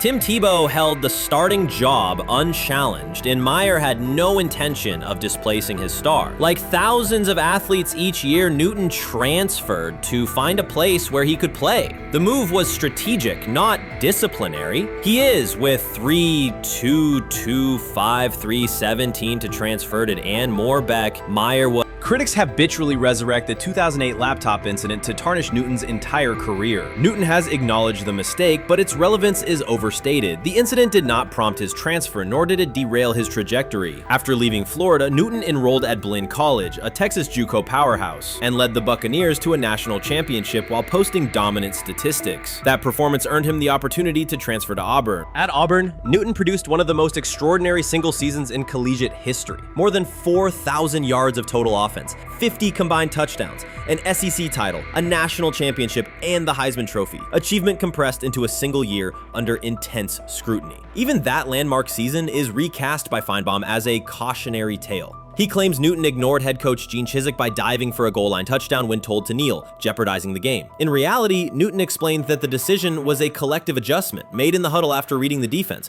While Auburn still held timeouts, the Tigers maintained control and secured the championship. Portraying that moment as reckless serves to recast Newton's success as selfishness rather than leadership. Feinbaum's approach to Sanders reflects the same dynamic. When Sanders urged a structured NIL ceiling to protect athletes and stabilize rosters, Feinbaum immediately labeled him hypocritical. Yet when Saban or Sweeney voice identical concerns, Feinbaum frames them as thoughtful guardians of the sport. The inconsistency reveals that the determining factor is not the argument but the identity of the speaker. Unapologetic black leaders who control their narratives, challenge entrenched hierarchies, and Feinbaum's commentary often functions as a check on that influence. Newton countered Feinbaum's latest attack with a concise statement. "You're lying, Paul. Please stop." Behind those words lay a broader indictment of the media machinery that weaponizes half-truths. By calling Newton the worst player Meyer coached, Feinbaum was seeding doubt among fans, front office evaluators, and future historians. Newton, now an established media presence and entrepreneur, no longer depends on traditional outlets to correct the record. He reminded audiences of three essential truths. He departed Florida on his own terms, he led Auburn with support from coaches and teammates, and he captured every major accolade available in college and professional football without conforming to prescribed expectations. An unspoken rule lingers in American sports discourse. Black athletes may excel, but must do so quietly, gratefully, and without highlighting systemic inequities. Newton broke that expectation early by celebrating with unreserved joy, answering questions candidly, and refusing to minimize his personality. For some commentators, that confidence is reinterpreted as arrogance. Feinbaum's repeated attempts to undermine Newton follow a familiar script of policing behavior rather than analyzing performance. Yet, legacy rests not in a pundit's soundbite, but in tangible achievements and public memory. Newton's resume, Heisman winner, national champion, NFL MVP, speaks for itself. Millions of fans witnessed his impact on Saturdays and Sundays. Countless young quarterbacks saw someone who looked like them redefine the position's possibilities. The same is true for Sanders, whose player-first coaching philosophy and media savvy continue to influence college football's direction. Feinbaum's commentary cannot erase these realities. Newton, Sanders, Winston, Jackson, and others have already secured their places in football history. By publicly confronting misinformation, Newton set a precedent for athletes who now possess the platforms and technology to present their stories unfiltered. The microphone no longer belongs exclusively to legacy broadcasters. Newton holds it now, and he intends to keep it. A decisive shift that reduces the gatekeeper's influence and ensures that accomplishments are judged on merit rather than narrative manipulation. Shedeur Sanders did not treat day 4 of Brown's training camp as anything other than work. He completed 8 of 11 passes with 3 touchdowns, operating with control and accuracy throughout the red zone periods. The throws were varied, a well-placed ball to rookie Luke Floria that led him across the goal line in stride, a firm throw to Cade McDonald over middle after a quick read, and a tight window completion to Deontay Johnson at the back of the end zone with 2 defenders closing. The sequence showed timing, poise, and placement under pressure. While national attention centered on Joe Flacco's underneath completions and Kenny Pickett's option and rollout periods, Sanders produced scoring plays on schedule. The performance was not the product of broken coverages or end-of-period reps. It came within structured work, with defenders in position and the offense executing standard progressions. The accuracy rate, 8 completions on 11 attempts, reflected consistent mechanics and decisions. The operation was steady from huddle to snap to finish. Despite that session, the distribution of first-team snaps did not change. Camp logs indicated that Pickett and Dillon Gabriel continued rotating with the starters, while Sanders remained primarily with the second unit. With the first preseason game approaching, that choice drew more attention from observers who expected productive days to be followed by expanded opportunities. The question surfaced again: what additional evidence is required to evaluate Sanders with the top group? The 3 touchdowns illustrated different aspects of his profile. On the throw to Floria, Sanders used a measured trajectory to lead the receiver away from contact and into the end zone. On the ball to Johnson, he identified leverage, held the safety with his shoulders, and delivered to a precise spot at the back line. On the throw to McDonald, he eliminated the first read, reset, and drove the ball into the window before the hook defender could squeeze it. Each score reflected a particular tool: anticipation, manipulation, and velocity within standard timing. Comparisons to the other quarterbacks were straightforward. Pickett produced 2 touchdowns but placed 1 late ball that exposed a receiver to contact near the goal line. Gabriel accounted for 1 score, with additional gains coming on checkdowns and designed movement. Flacco advanced the ball in short increments without finishing drives during the same period. Sanders converted opportunities into points repeatedly and without turnovers. The rotation, however, remained unchanged. Head coach Kevin Stefanski and the staff continued to allocate first-team work to the same group, describing the process as an open evaluation. In practice, that has meant extended starter reps for Pickett and Gabriel, veteran scripts for Flacco, and second unit periods for Sanders. The disconnect between output and opportunity was notable, particularly given the stated goal of reaching an early decision at quarterback. When asked about the timeline recently, Stefanski said the preference was to decide sooner rather than later, an acknowledgement that the window for assessment is limited as preseason approaches. Speculation about motives is common in such situations. The discussion has included references to front office perspectives and ownership influence. Owner Jimmy Haslam is widely viewed as supportive of drafting Sanders. General manager Andrew Berry is known for prioritizing fit, traits, and process within the roster building model. Stefanski reports to Berry, and the practice plan reflects coaching evaluation within organizational parameters. None of that guarantees any outcome. It does explain why rotations can remain conservative even after strong individual periods. Regardless of internal views, the most useful next step for the evaluation would be a defined set of first-team snaps for Sanders to put comparable tape next to his peers. There was also outside attention on several practice segments from earlier in camp that showed Sanders throwing during lulls to non-receiver personnel, ball attendants, staffers, and assistants, while other quarterbacks were in script with full units. Those clips circulated widely and were interpreted by some as dismissive. Sanders addressed questions about it by narrowing the focus to preparation, explaining that his responsibility is to be ready for the work assigned and that he has adjusted at every level of competition, from HBCU ball to the Power 5 and now the NFL. The response matched his general approach: acknowledge the situation, maintain routine, and continue to execute when the next period begins. The broader draft day and narrative context remains part of the conversation. Sanders' college resume included efficient production and high completion rates across 2 programs, culminating in national recognition such as the Johnny Unitas Golden Arm Award. His selection in the 5th round was driven by varying evaluations of projection, scheme fit, and development timelines. The result is the current environment. He must present his case within limited windows, then wait for access to the next rung of competition. That does not make the process unfair. It makes it exacting. The best answer, for him and for the staff, is additional, comparable reps and clear tape.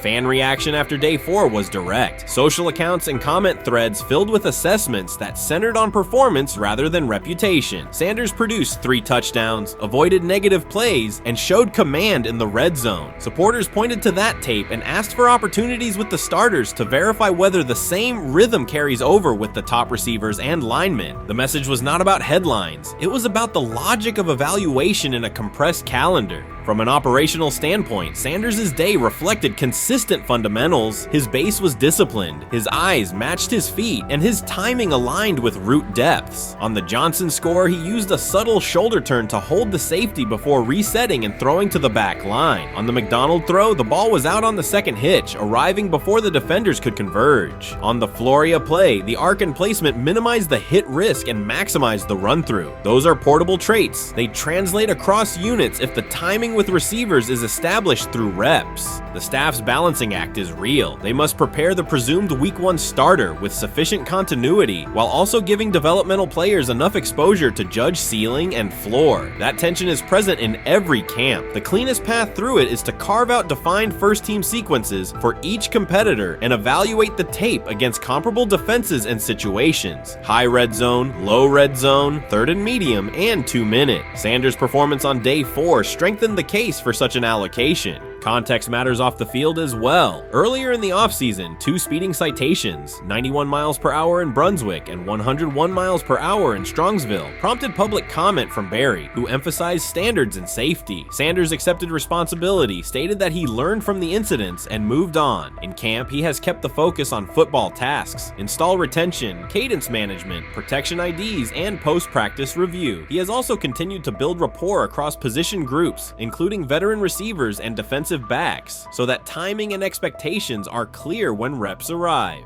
None of this diminishes the experience of the veterans in the room. Flacco has decades of film, Pickett has multiple seasons of NFL starts, and Gabriel brings mobility and a defined collegiate profile. It does, however, underscore the purpose of camp, to align decisions with current performance. Sanders produced the most efficient scoring period of the day. The next logical step is to see that operation with the starting unit, document the results, and compare them to the other candidates under the same conditions. The preseason opener will compress timelines further. Install packages expand, and coaches begin to narrow personnel groupings. If the objective is to identify the quarterback who can operate the offense most cleanly on Sundays, then structured exposure now will give the staff better information later. A small but deliberate set of first-team snaps for Sanders, scripted early downs, a third down sequence, and a red zone series would provide data without disrupting broader preparation. Until that occurs, Sanders can only continue to control process and execution. Day 4 showed what that looks like when opportunities align. Efficient reads, disciplined mechanics, and finishes in the end zone. He did not seek attention for the sequence. He put it on tape. If the evaluation remains consistent with the stated competition, comparable snaps should follow. If they do, the staff will have a clear, side-by-side measure. If they do not, the question from observers will remain the same. What more needs to be seen to justify the look?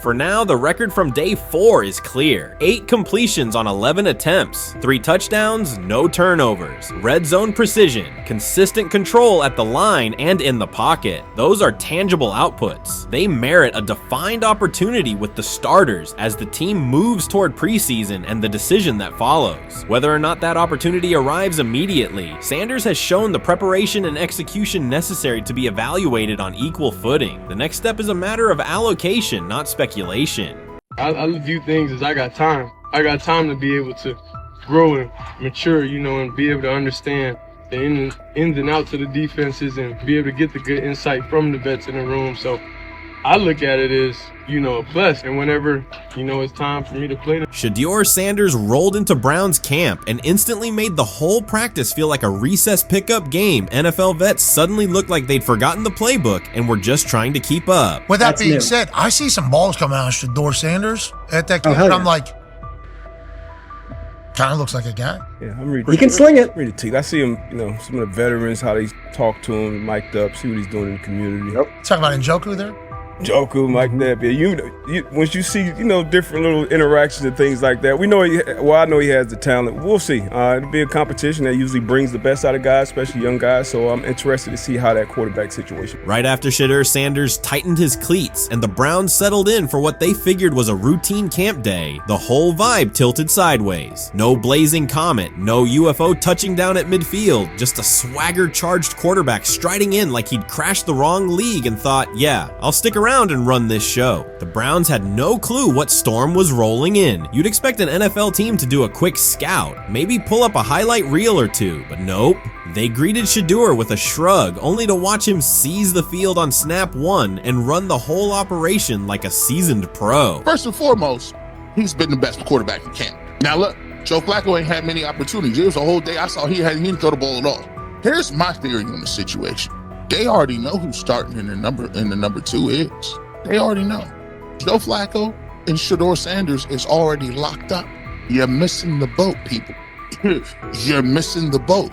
Your boy, Kenny Pickett and Dylan Gabriel, Oh, they're fighting. Shedeur didn't merely clock in, he hijacked the session. One moment he's loosening his arm, the next he's roasting veteran QBs like faded names on busted draft boards. Defensive coordinators everywhere had the same gut punch reaction. Uh-oh. His pocket poise? Straight disrespectful. His timing? Psychic. And every pass left his hand like it was laser guided to its mark. While Shedeur Sanders was slicing up routes, the Browns secondary looked less like an NFL backfield and more like a gaggle of dads sprinting through a Saturday fun run. Big on enthusiasm, short on closing speed. Coaches fought the urge to slam the emergency horn. Players traded wide-eyed, "Are we serious?" stares, and someone even double-checked that a hidden camera crew wasn't about to pop out of the tunnel. But nope, this was pure Shedeur. Half cold-blooded surgeon, half highlight factory. He wasn't dropping a casual "I'm here," he was crafting a masterclass. From the first rep, the tempo changed. Shedeur Sanders accepted the snap with steady footwork, diagnosed the Browns' single high shell, and delivered a tight window seam route that forced the free safety to recover late. Throughout the period, he manipulated leverage with quick shoulder fakes, moved through full field progressions, and released on time from a balanced base, consistently putting the ball on his receiver's upfield shoulder. Cleveland's coverage struggled on multiple fronts. Safeties hesitated between deep half responsibilities and underneath support, creating voids at 15 to 20 yards. Cornerbacks and off-man were caught in trail position when Sanders used rhythm throws on three-step drops, while those who tried press technique had their inside hand neutralized by his receivers' outside releases. Linebackers widened to match shallow crossers, leaving the middle hook unguarded for pivot routes and option digs. One corner attempted a line of scrimmage jam. Sanders immediately adjusted the route to a back shoulder fade, releasing the ball before the break and rendering the press ineffective. Over the session, he showcased pocket discipline, reclimbing to maintain throwing lanes rather than drifting, and finished with a series of anticipatory throws against cover 2 cloud, fitting vertical outs between the flat and deep half defenders. Sanders' combination of rapid post-snap processing, precise ball placement, and pocket efficiency exposed coverage mismatches at every level and highlighted communication gaps in the Browns secondary. By mid-session, the Browns defensive staff clearly recognized their calls were outmatched. Every adjustment, a roll to cover 6, a simulated pressure, a late rotate to 2 high, was neutralized once Shedeur Sanders confirmed the post-snap picture. Routes that had taken weeks to script were beaten by timing and location. Comeback set at 12 yards broke open before the corner's transition. Slot seam outs dotted the void between the flat and deep half defender, and boundary receivers beat press with quick hand techniques, receiving the ball before the trail man could recover. Sanders' command was methodical. He used cadence to freeze plug blitzes, re-ID'd the mic when linebackers sugared the A-gaps, and maintained a firm base so he could reset and fire without resetting his feet. His receivers benefited from that rhythm. Top of the stem, eyes back, ball delivered on their upfield shoulder, allowing immediate transition to YAC. The Browns front tried a late stunt to compress the pocket. Sanders climbed 2 steps, re-spotted the shallow crosser, and delivered in stride, turning a potential sack into a 20-yard gain. What stood out most was how little ramp-up Sanders needed. From his first series, he processed full-field concepts at tempo, cycling through progression reads without hitching. The poise under interior pressure, consistency in ball placement, and ability to manipulate zone defenders left the Browns' coordinated disguise packages ineffective and forced them into static coverage by the end of the period.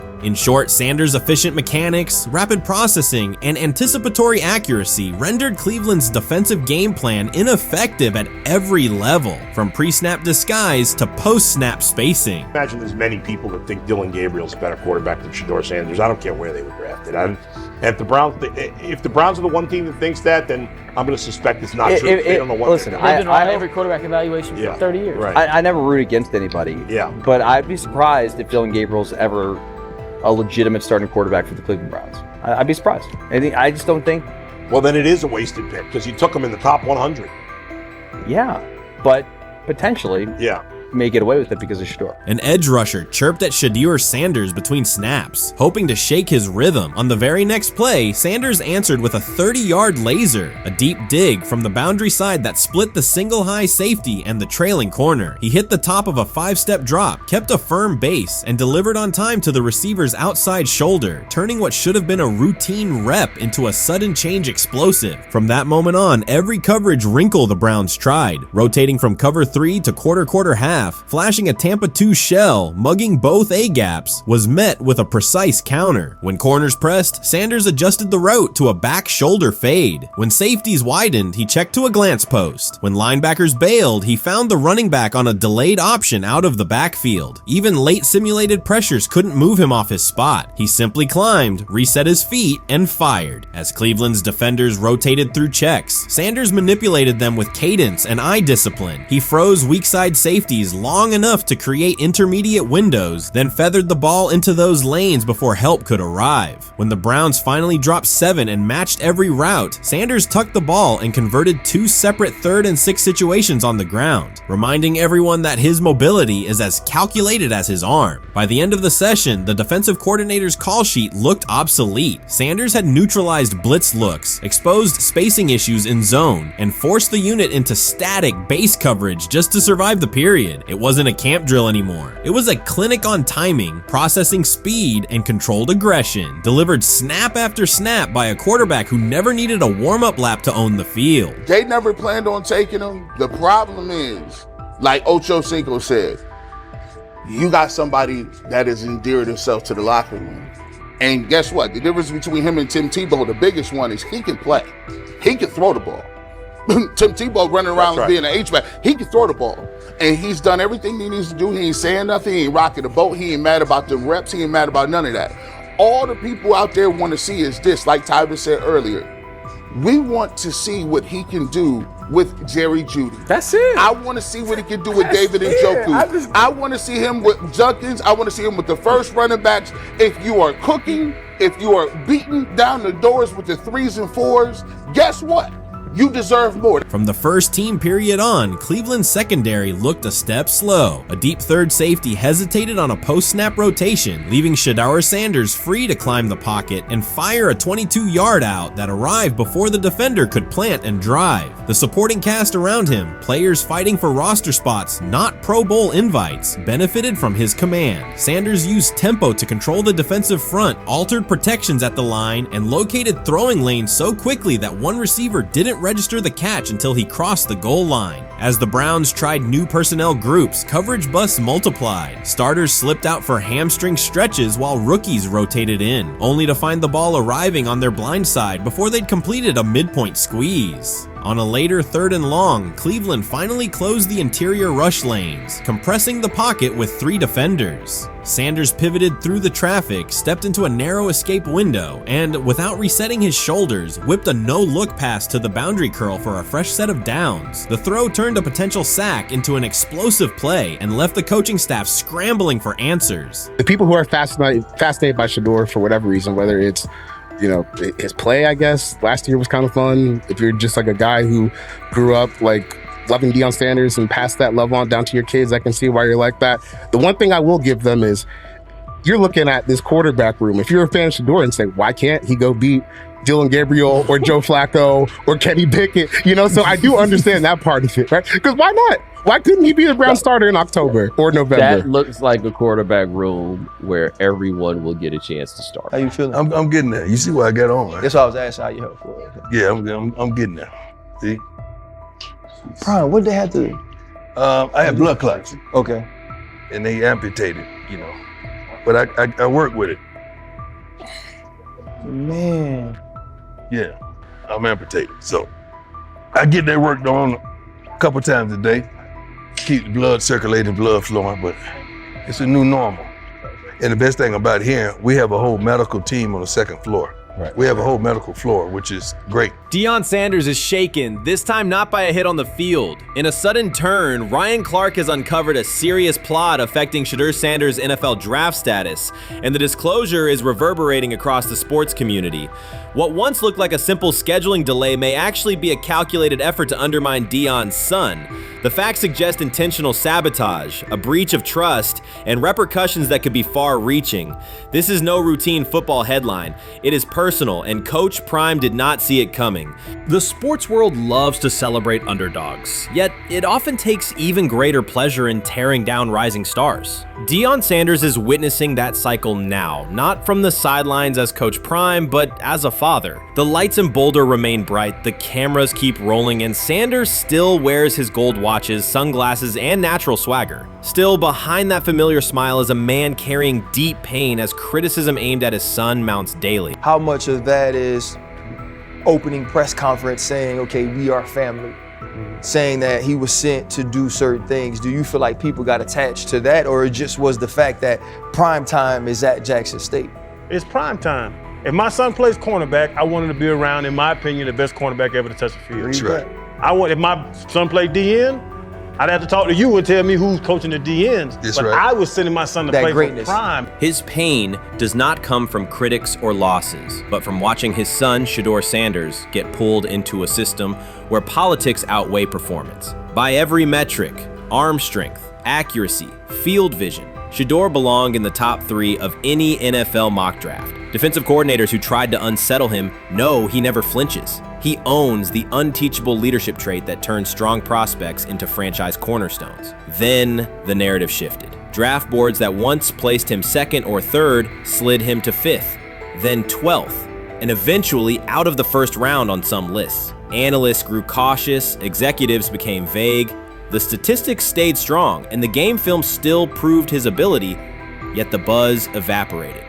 The abrupt silence felt deliberate and wrong. Former NFL safety and respected analyst Ryan Clark then delivered an unfiltered disclosure, not on a scheduled TV segment, but in an unscripted comment. He stated plainly that influential figures inside the league were not overlooking Shedeur Sanders. They were actively holding him back.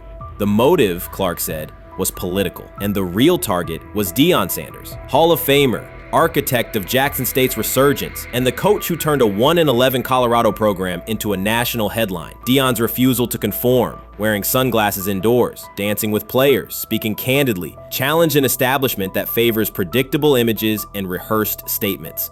According to Clark, that resistance to tradition was not forgotten. When Shedeur displayed the same mix of talent and confidence, concern spread through front offices and media circles. Questions about leadership style and attitude surfaced. Coded language for discomfort with a quarterback who mirrors his outspoken father. Clark's point was clear. The issue is not Shedeur's performance. If he had posted identical numbers at Ohio State or Alabama, endorsements and media specials would follow. Instead, interest cooled, because the Sanders family embodies a self-made identity the league cannot easily manage. Their visible pride and independent brand challenge a system that prizes control. And that threat, not football ability, is what Clark believes is suppressing Shedeur's draft stock. Many observers declared Deion Sanders was finished. They argued that his public style attracted unnecessary attention, that his health had deteriorated too far, and that his coaching career was approaching an abrupt conclusion. They misread his resolve. When speculation intensified, Sanders did not schedule a press conference or issue a formal statement. Instead, he released a short video recorded at his Texas home, walking alongside recording artist Lil Wayne. The footage established 2 facts. Although Sanders still walks with a limp, he remains active, and he intends to return to the sideline. Reports from USA Today and ESPN confirmed that Sanders had temporarily left Colorado to recover from a significant, undisclosed medical condition. He lost 14 pounds and missed several summer practices, leading to widespread debate about his future. Unofficial sources suggested complications related to previous blood clot issues, but no official diagnosis was provided. Throughout Sanders' absence, numerous media outlets framed his situation in crisis language, frequently questioning whether he would coach again.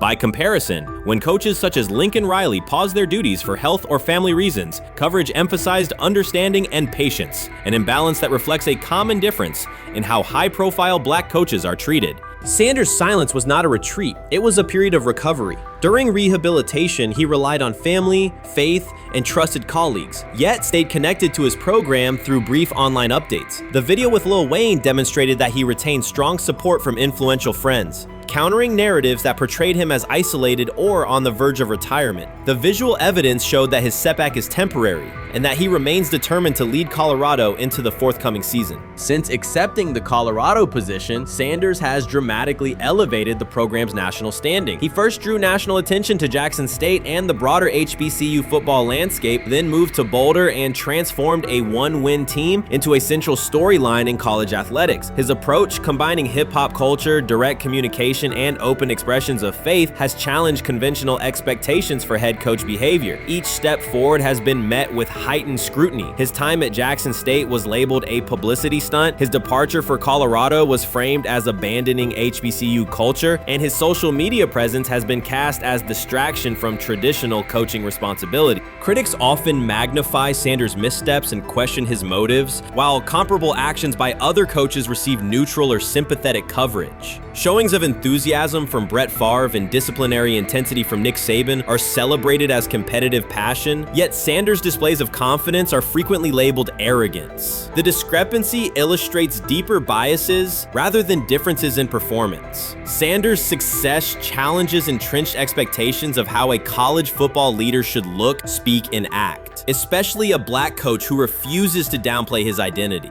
During his convalescence, Sanders maintained close communication with his staff and athletes, reinforcing the standards he had established: discipline, accountability, and belief. The program's daily messaging continued to emphasize preparation and resilience, signaling that Sanders' influence persists even when he is away from campus. Athletes echoed his mantras during workouts, confirming that his leadership extends beyond physical presence. Sanders acknowledges the seriousness of his medical challenge, but has refused to let it define him. He has publicly discussed leaning on scripture and prayer, explaining that his purpose as a mentor, father, and coach extends beyond personal adversity. In that context, the video of him walking in the Texas sun was less a strategic media effort than a straightforward demonstration of continued commitment to his team and mission.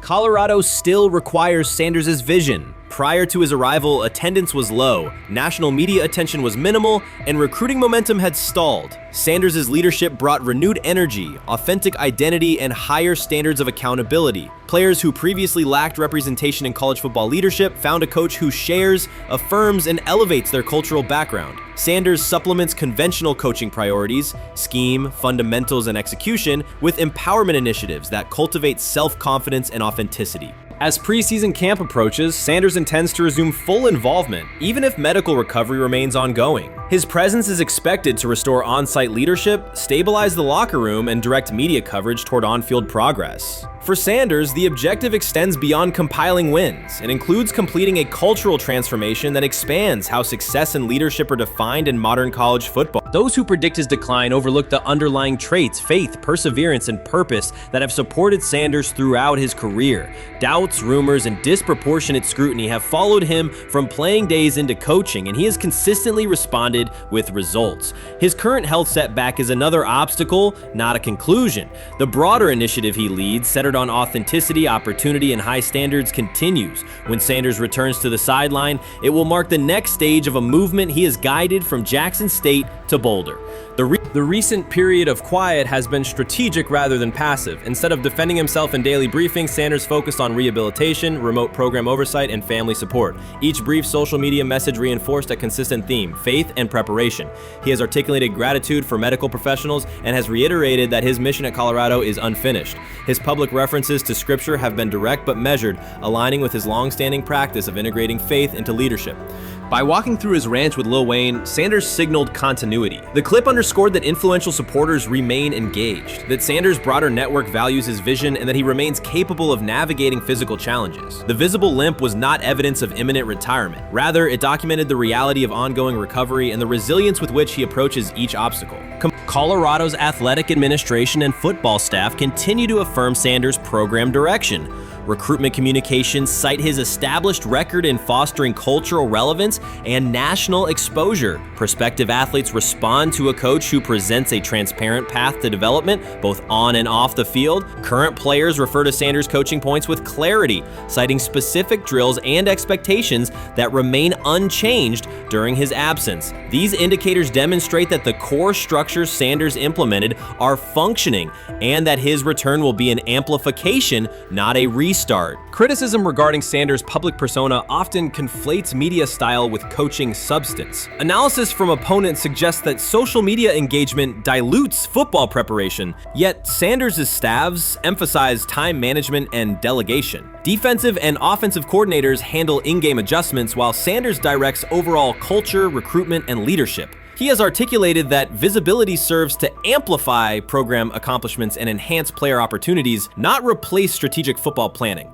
Some commentary has attempted to reframe Sanders' health issue as evidence that his coaching model is unsustainable. The argument ignores the documented health challenges faced by numerous coaches across levels of competition. For example, college coaches recovering from heart procedures or joint replacements have returned to successful seasons after appropriate medical clearance. Sanders' case follows a comparable trajectory. Medical complications require temporary separation, structured rehabilitation is prioritized, and a managed return is planned. Institutional medical protocols at Colorado dictate clearance requirements. Sanders will meet those before resuming full sideline duties. Colorado's players have expressed public confidence in Sanders' eventual return, citing regular virtual check-ins and continued accountability. Several athletes noted that positional meetings included recorded messages from Sanders reinforcing tactical goals and personal discipline. These details confirm that Sanders has remained actively engaged, albeit remotely, and that team culture remains aligned with his principles. Looking ahead, Colorado's schedule will attract national attention, both for on-field competitiveness and the storyline of Sanders' comeback. Analysts will evaluate how quickly he reestablishes day-to-day rhythm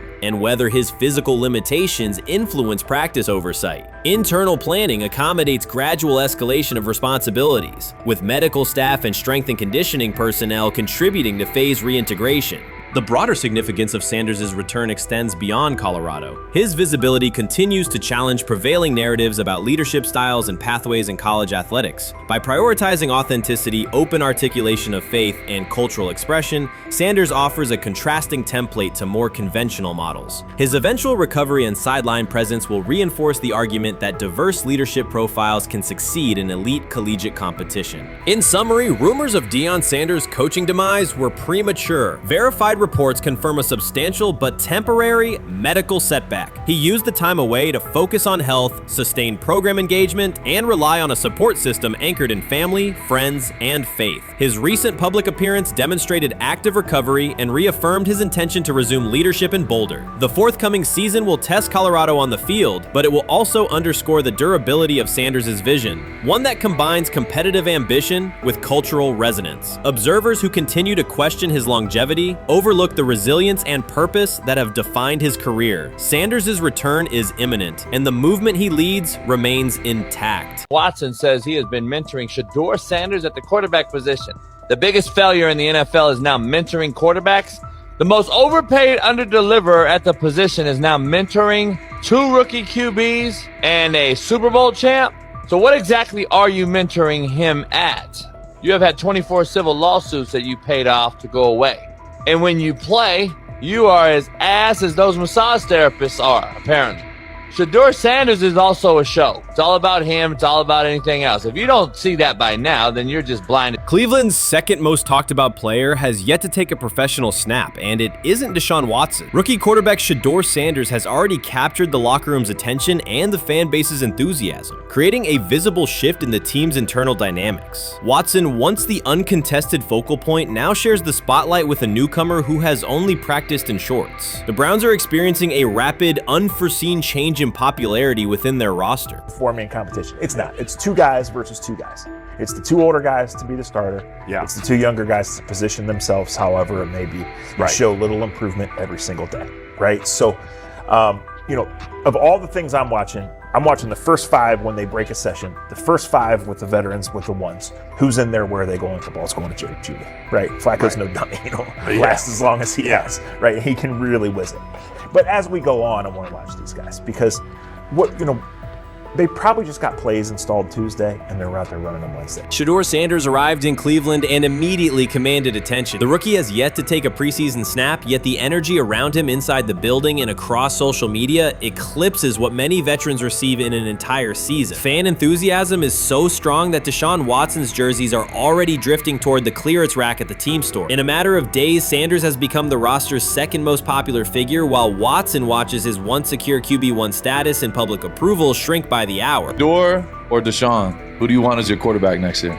Honestly, Shedeur. I love Deshaun though. Like, I don't understand all the hate for Deshaun. You get hurt and you get booed, bro. That's foul. That might be the foulest I ever seen. The Browns' social media staff posted a single candid photo of rookie quarterback Shedeur Sanders releasing a warm-up throw, and the response was immediate and overwhelming. Fans saturated timelines with edits of themselves alongside him, while Deshaun Watson's routine practice reps drew comparatively little notice. Although an official Sanders jersey has not been released, unauthorized versions are already moving at a pace that exceeds merchandise sales for several other AFC North teams. The surge in interest marks one of the most intense fan reactions Cleveland has experienced in recent memory. The excitement surrounding Shedeur also triggers a wave of criticism. Veteran analysts, anchored in a 1980s mindset, question whether his style will translate into lasting success. They focus on his NIL earnings, social media presence, and visible confidence, arguing that the image overshadows substance. To them, outward self-assurance appears to be a distraction rather than a competitive asset. Even a simple smile or brief display of personality is cited as evidence that he lacks the measured discipline they expect from a starting quarterback. Critics claim Shedeur Sanders is notable only because of his father, overlooking the performance he delivered at Colorado. Many of those same observers ignored the Buffaloes until Deion Sanders made national headlines, yet they now question whether his son has earned the attention. They want rookies to keep quiet, carry clipboards, and wait 2 seasons before challenging for a starting role. Sanders is disregarding that script from the moment he arrived. His presence has already turned Cleveland's quarterback discussion into a genuine two-man competition before a single preseason snap. Deshaun Watson maintains publicly that the situation does not concern him, but it is hard to believe the pressure is not real. A fully guaranteed contract protects his paycheck, not his standing in the locker room. Sanders, meanwhile, is translating charisma and early momentum into tangible influence with teammates, coaches, and fans, reshaping expectations for who will lead the Browns on opening day. I'm a firm believer. If I wanted Shedeur Sanders at 2, at worst at 33, of course I already think that he's better than other quarterbacks. Because that's the type of talent, that's where I would have picked him at.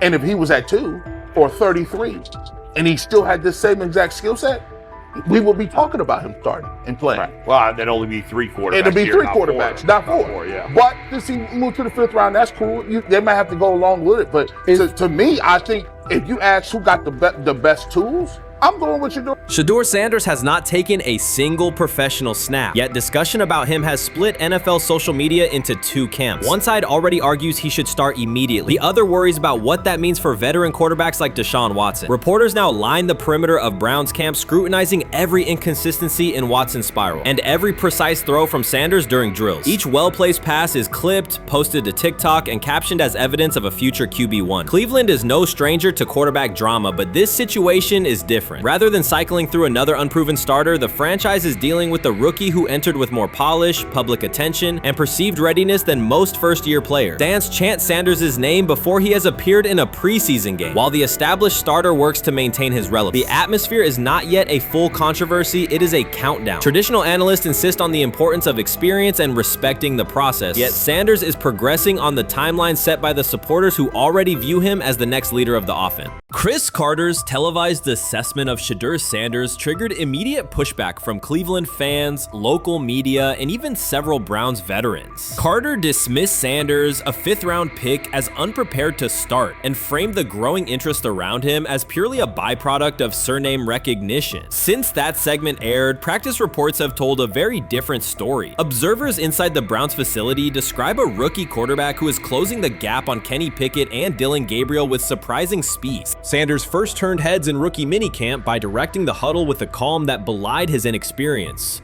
Position coaches reported that he rarely repeated mental errors during installation periods, a trait they rank highly when grading young quarterbacks. In organized team activities, he showed consistent timing on intermediate routes, kept turnover numbers low in 7-on-7 periods, and demonstrated early command of Kevin Stefanski's protection calls. That steady execution earned him a handful of first-team snaps, reps that would ordinarily have belonged to Pickett by default.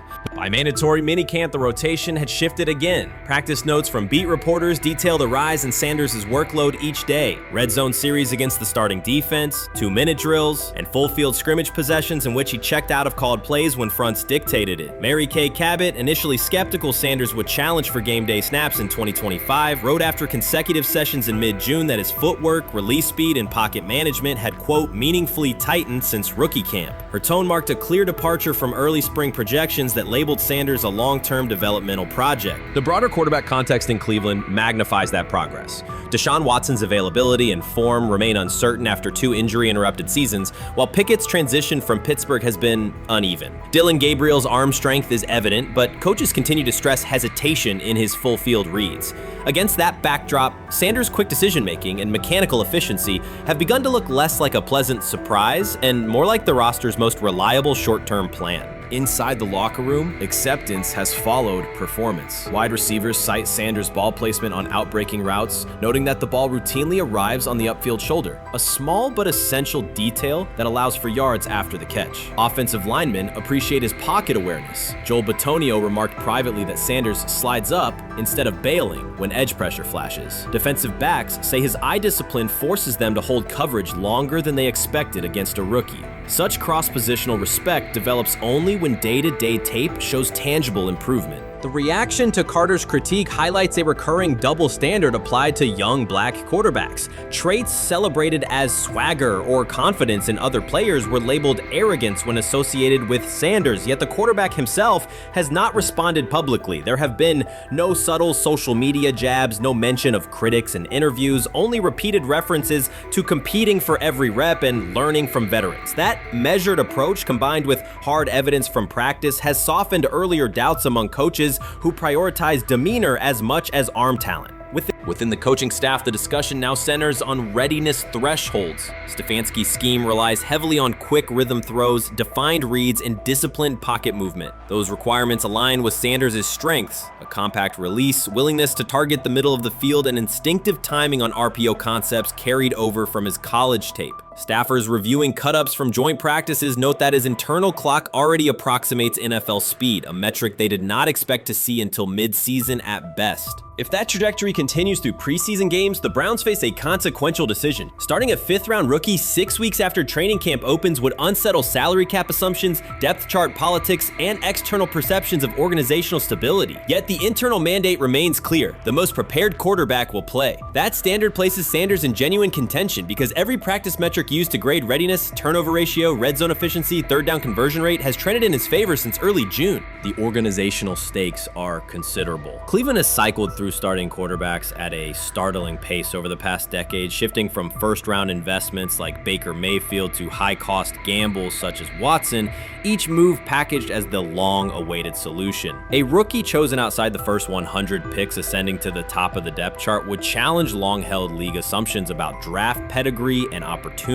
It would also validate the evaluation philosophy that prioritized Sanders' intangibles: processing speed, leadership presence, over conventional arm strength thresholds that pushed him down the draft board. Carter's televised remarks now sit awkwardly alongside daily updates from Berea. His critique relied on pre-draft labels and the presumption that a late-round passer with a famous father would need a redshirt year. Practice film contradicts that stance. Sanders checks protections at the line, manipulates safeties with shoulder fakes, and has reduced turnover-worthy throws in full-speed sessions to single digits. Statistics normally cited for veteran backups, not rookies. The longer that evidence accumulates, the more Carter's comments appear rooted in legacy bias rather than objective performance review. None of this guarantees Sanders will open the season under center. Preseason defenses test quarterbacks in ways practice cannot. Defensive coordinators will disguise pressure and boundary rotation to force late decisions. Sanders must show he can adjust protections and exploit mismatches without the benefit of a controlled environment. Yet within the Browns facility, the conversation has shifted from if he will be ready to when. Quiet confidence from Amari Cooper and other veterans suggests they believe Sanders can steady an offense searching for consistency more than highlight reel heroics. Sanders' rise also affects long-term roster calculus. If he earns the job and performs competently, Cleveland gains starter-level production on a cost-controlled rookie contract, freeing cap space allocated to other positions. That scenario could reshape roster-building strategy in a division featuring Joe Burrow and Lamar Jackson, quarterbacks whose contracts consume significant percentages of team payroll. A capable, low-cost starter would allow the Browns to reinforce their offensive line and secondary while retaining core veterans, a competitive advantage few teams enjoy. For now, the focal point remains daily improvement. Sanders continues to arrive before sunrise, reviewing the previous day's install with the quarterback coach, then staying after practice to throw on-air routes with receivers low on the depth chart. Coaches track those habits closely because consistent routine underpins performance when adversity strikes in live games. Each incremental gain strengthens the argument that readiness depends on preparation and aptitude, not draft slot. Carter's segment reminded the league how quickly assessments can become outdated when they lean on perception over evidence. Sanders' steady climb up the depth chart underscores the counterpoint. In the NFL, tape is the final arbiter. Should Sanders translate practice efficiency to preseason success, the Browns may discover that the solution to their long-standing quarterback riddle arrived quietly in the 5th round, carrying little more than confidence and a willingness to work.